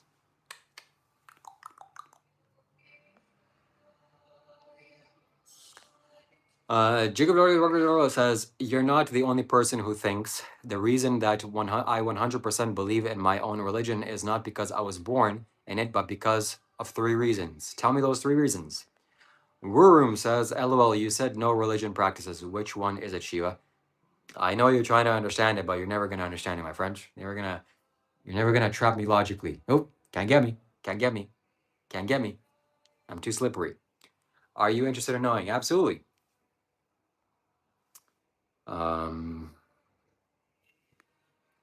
Yeah, so I know. Let me see what AED means.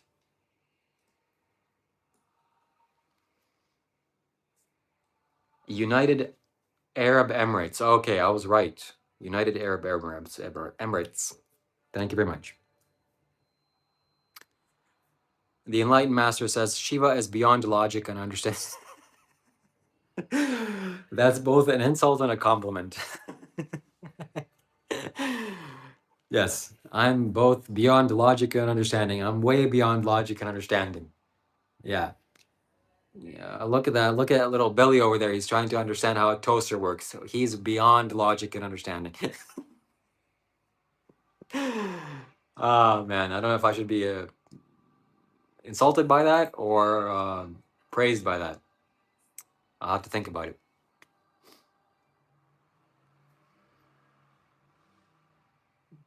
Shiva, I recommend you checking out Elite Dangerous. It's a spaceship simulator, one-on-one scale of your galaxy. Only way us humans can explore the Milky Way we live in. Wow, that sounds interesting. Elite Dangerous, is that a game? Cheryl says, wait till they realize that God can only be experienced and not understood. Correct. Very wise. So, how long have you been on the spiritual journey? I've been on the spiritual journey since I was 19. In fact, the thing that brought me to the spiritual journey was Joe Rogan. That's when I realized some things. Oh my God. First watching his videos and his flashlight videos.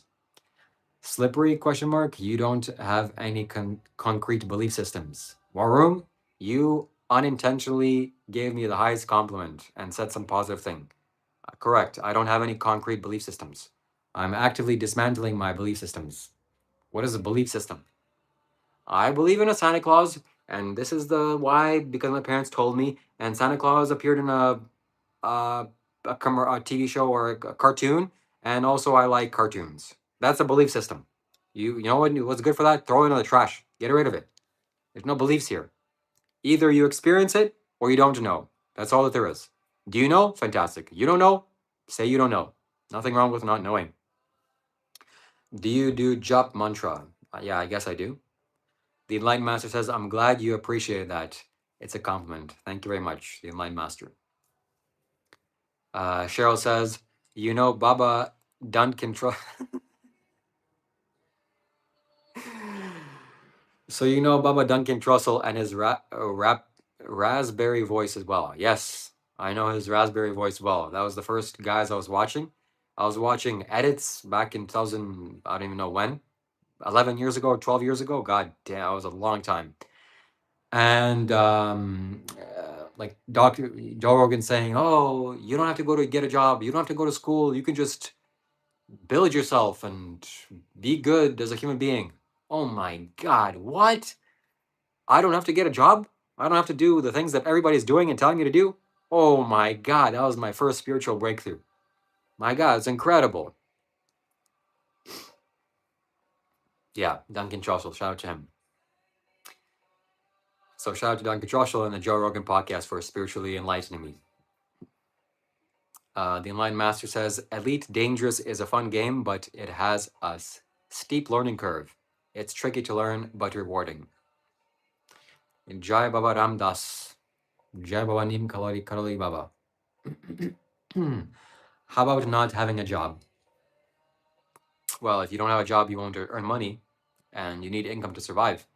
So it's not the best thing in the world. Wadum says, so you just stated dismantling beliefs, question mark. You definitely aren't describing lessons from direct experience. I don't even understand that question or anything you said. Devaya Namaha Mahadevaya Namaha.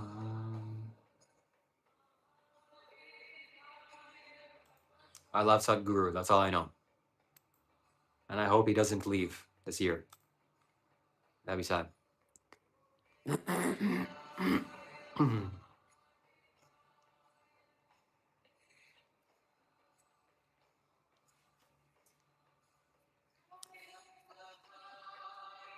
They're teaming up. They're teaming up against me. Uh-oh.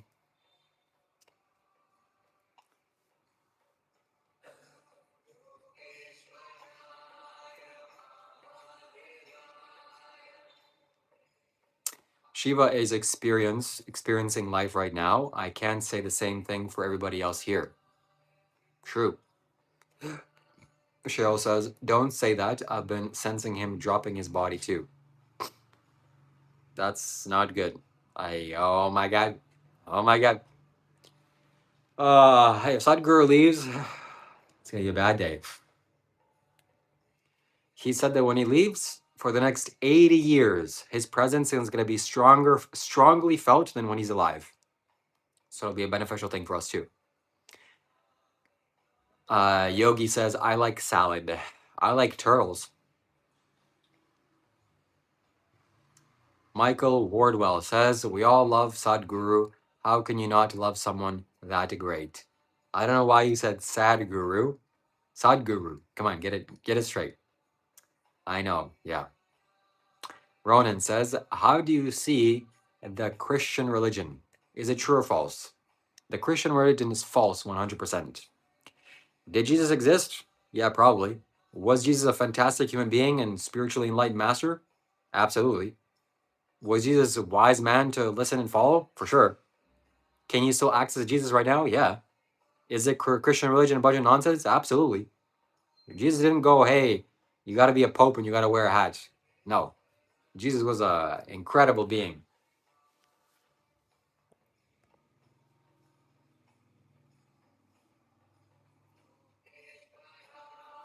Jesus, an ascended tantric master.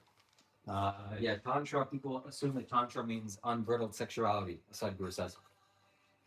I don't think that is what tantra means. But I could be wrong. I've been wrong before.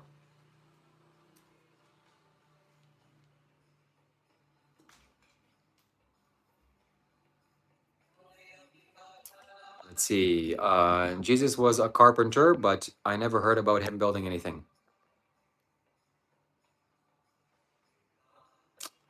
Me neither. He built people's minds, I think. Jesus, that is hot. That's not good. So, Tantra is just a control of energy practice, and a lot of times it can be used sexually. Kundalini.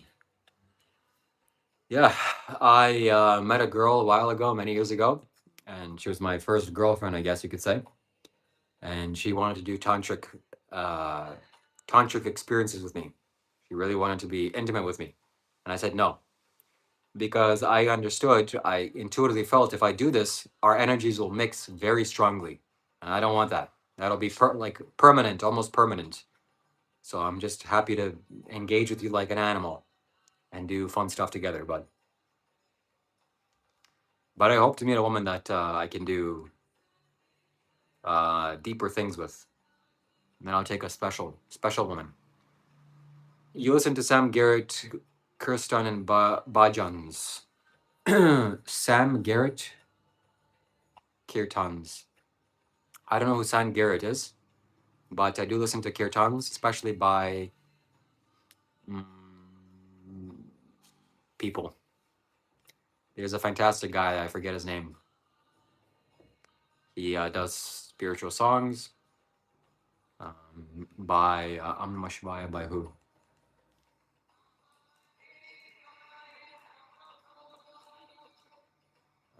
By B2 Malik. B2 Malik, yeah.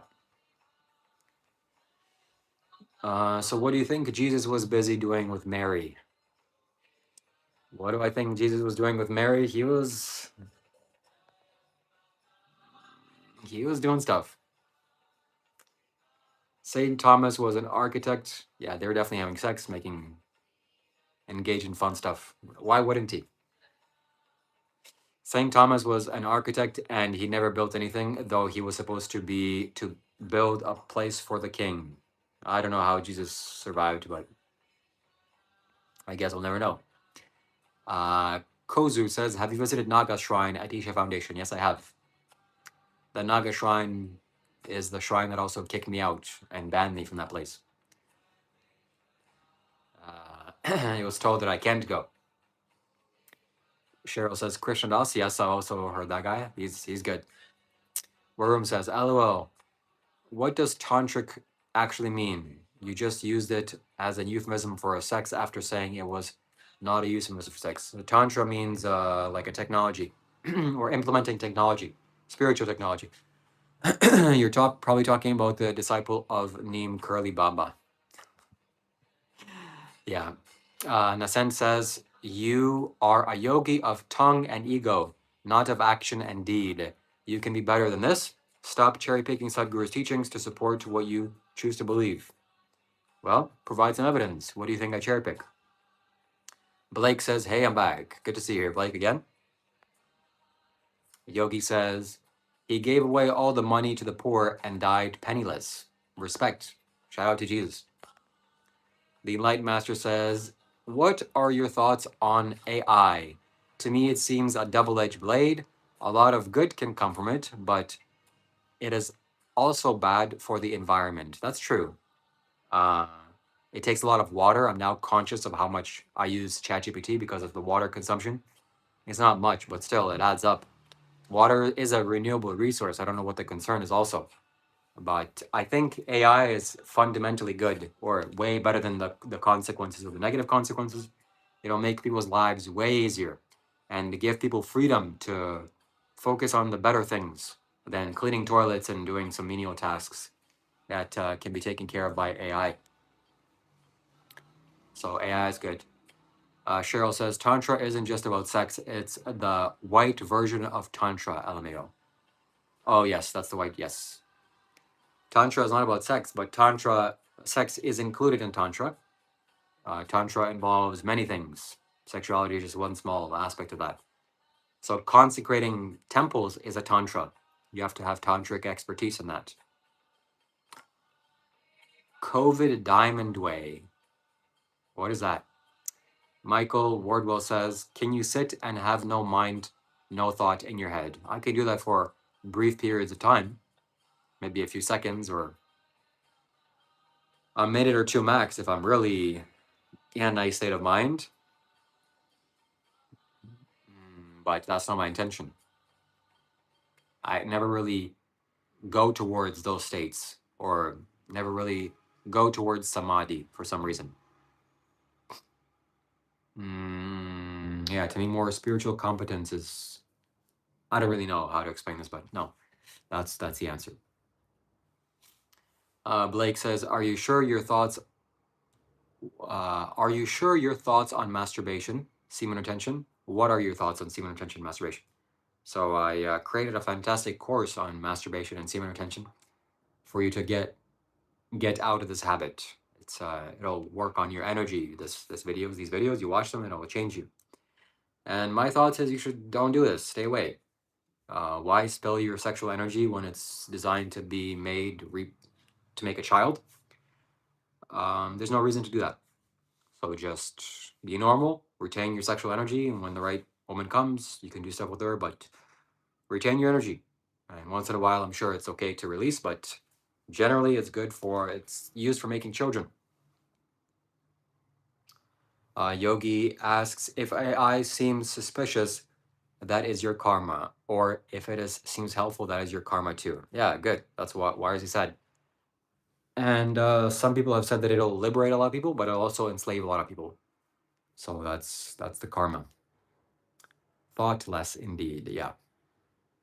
Michael Wardwell says, there you go, then you're hitting enlightenment for a few moments or a few minutes at a time. Keep doing that stretch until you keep liking no thoughts. Yeah, so when I was in a 10-day Vipassana retreat just a few weeks ago, it was so easy to meditate because everybody was doing it. Not only because of the vibrations, the positive vibrations that were created, but because everybody's doing it, everybody's meditating. But me getting myself to meditate in my room, I discipline myself. I need to do it. I know meditation is so needed, but I just am relaxed. So I want to create a sangha where we meditate. Meditation is so needed, so essential. And you need others to inspire you. Thoughtless is the goal, though. LOL, yes. Agreed. I have a son. Just curious on your thoughts. Okay. So what I would do if I had a kid, I would make sure that your son is busy and your son doesn't spend time in his room with technology, because it's very easy to get trapped with these things. So get him to spend his energy, and it'll be way better for him in the future, in the long term. Your copper snake ring also have a green lint on your finger. Yes, it leaves a green tinge. And Sadhguru says that when copper leaves green, it means your body is absorbing the copper. It wants the copper. So it's a good thing. It's not a bad thing. Yeah. Yogi says, at a certain point, you can decide to focus sexual energy towards spiritual goals instead of sex. Yes, absolutely. Absolutely. Well said.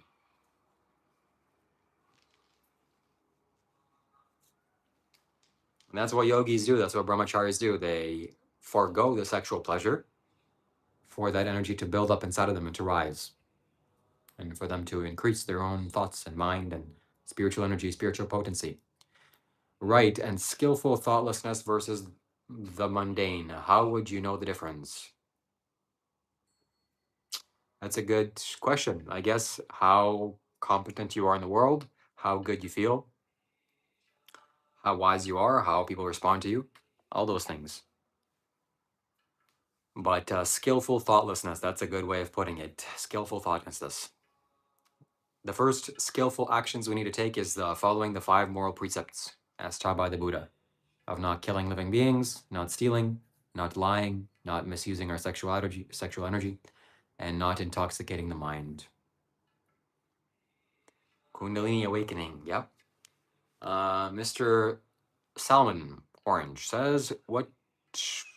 He just deleted it. Couldn't read it. Thank you for reading my questions. You're welcome.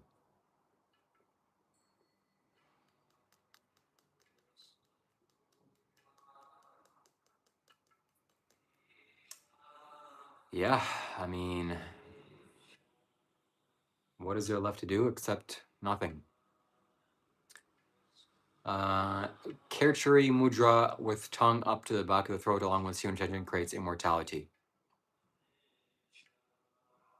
I've heard something like that. How long have you stayed in India? I've stayed in India for a couple of months. I went to all the special places. Michael Wardwell says, don't ever use a knife and cut your tongue. You can use the first finger. Awesome. Wow. Yeah.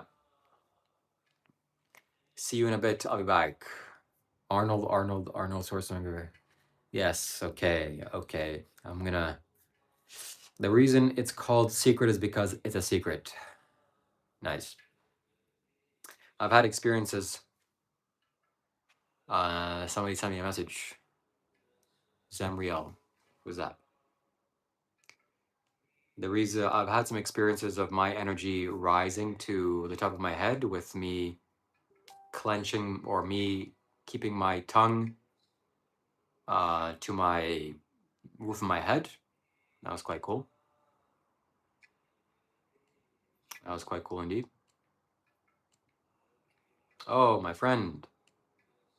Okay, I'm gonna have to message him. Hello, Shiva. I hope you're enjoying your life. I'm going into Asia for a few. Sri Lanka. Do you have any trips that are going for me? I'm searching for. I'd be happy to meet you.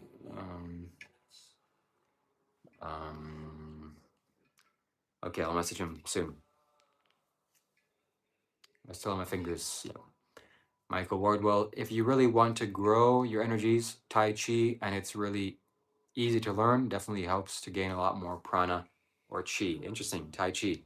I've watched YouTube ads on Tai Chi, like AI ads. If you want to do some stuff, learn Tai Chi. It's cool.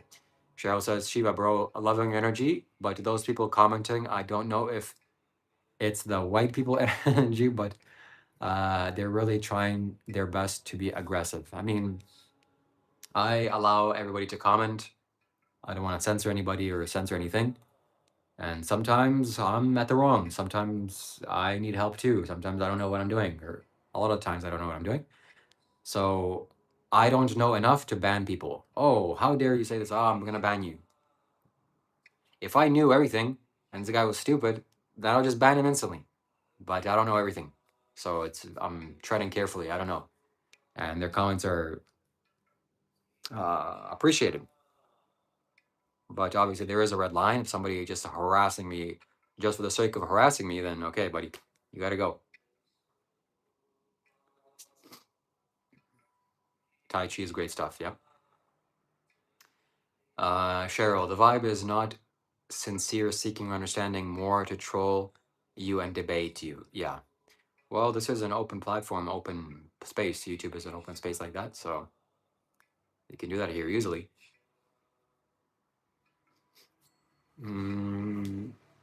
Laurel says, I like that around your neck. What is it called? It's called Rudraksha. Rudraksha.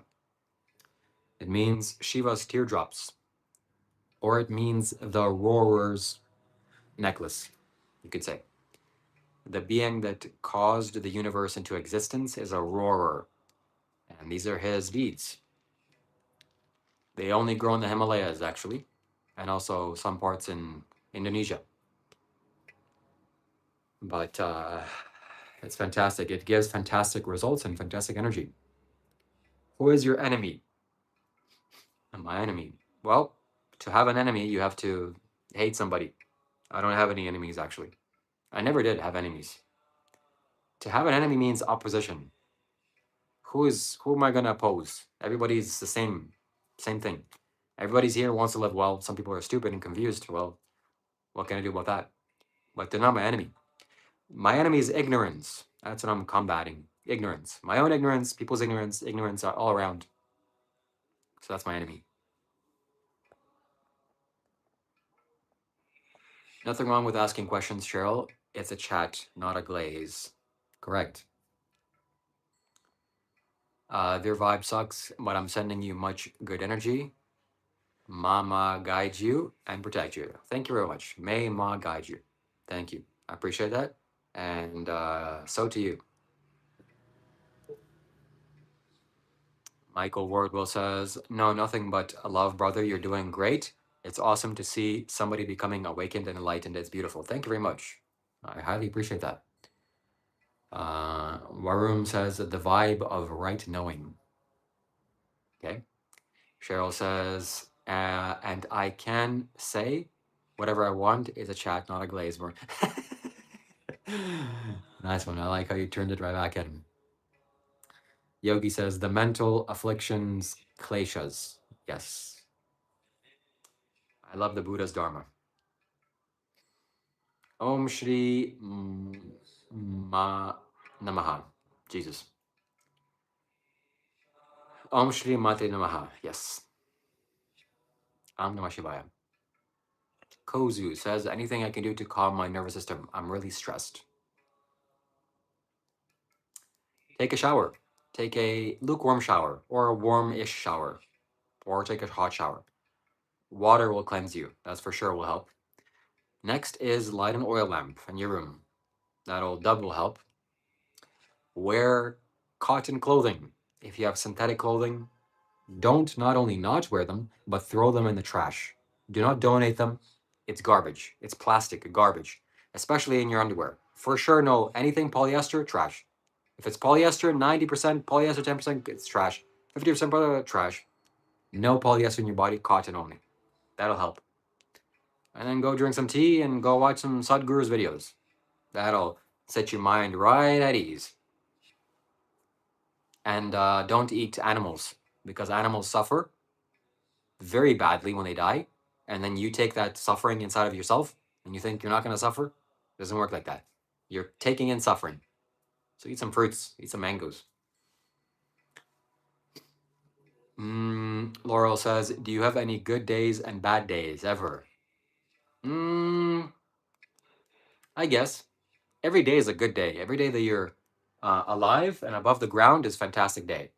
Some days don't go to planned and lots of things fail and it's like, okay. But a good day and a bad day starts with me. So I generally have good days inside. It's a good day to be me. I'm keeping my chemistry well. I'm doing the right things with my lifestyle to produce the positive chemistry. So I'm not elated and then depressed. Elated and depressed. That's not the way to go.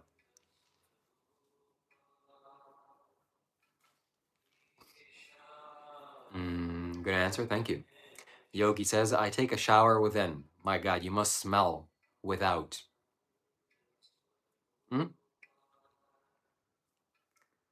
One must take showers from within and from without. It's a good day to be alive. Any day that you're above ground is a good day to be alive.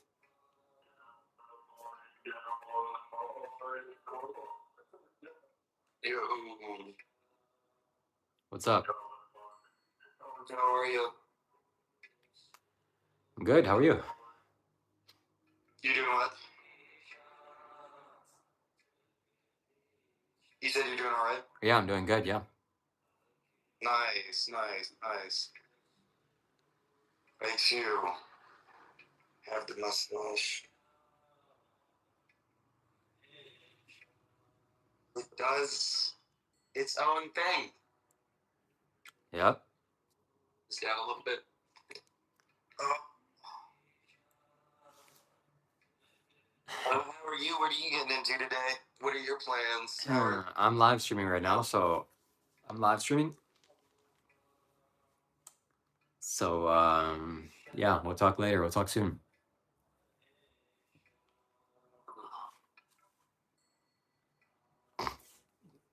I never smelled until Geshe Michael told me to get a job. Nice. Yeah. One must shower, not only for others, but for oneself. Shower instantly brings you to ease. One of the things that I'm going to do right after this live stream is shower. Something that I do before I sleep is shower. When I wake up, I shower. It cleanses off the energy. It makes you smooth, energetically speaking. It removes the stagnant energy that you've built up from your sleep or from your day, and it makes you kind of So showering is good. Showering is a spiritual hack. Yeah.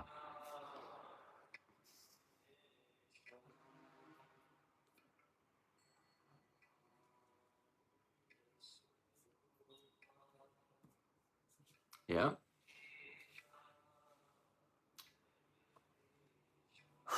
All right, my friends, this is the end of our live stream here. I've been live streaming for 241 minutes. I don't know how long that is, but that's a while. If you're here, watch me for the first time, stay subscribed, subscribe. I'm going to be doing live streams every day.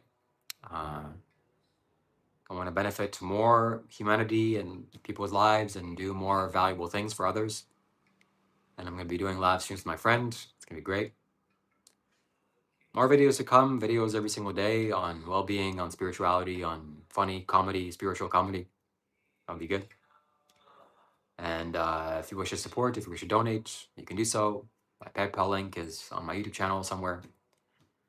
And you can super chat. The money will go towards the Mango Fund of me supporting myself and eating mangoes and other vegan food. And that's it. Burn some Nag Champa. Okay.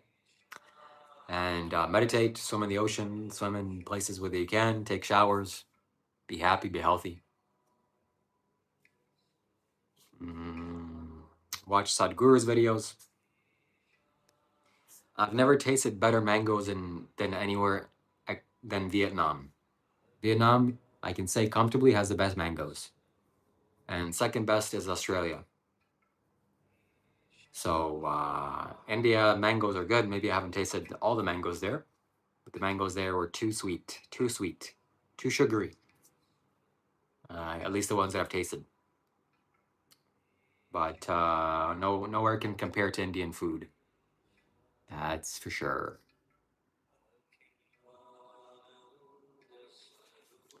Many blessings to you. Stay well, stay happy, stay healthy, and be blessed.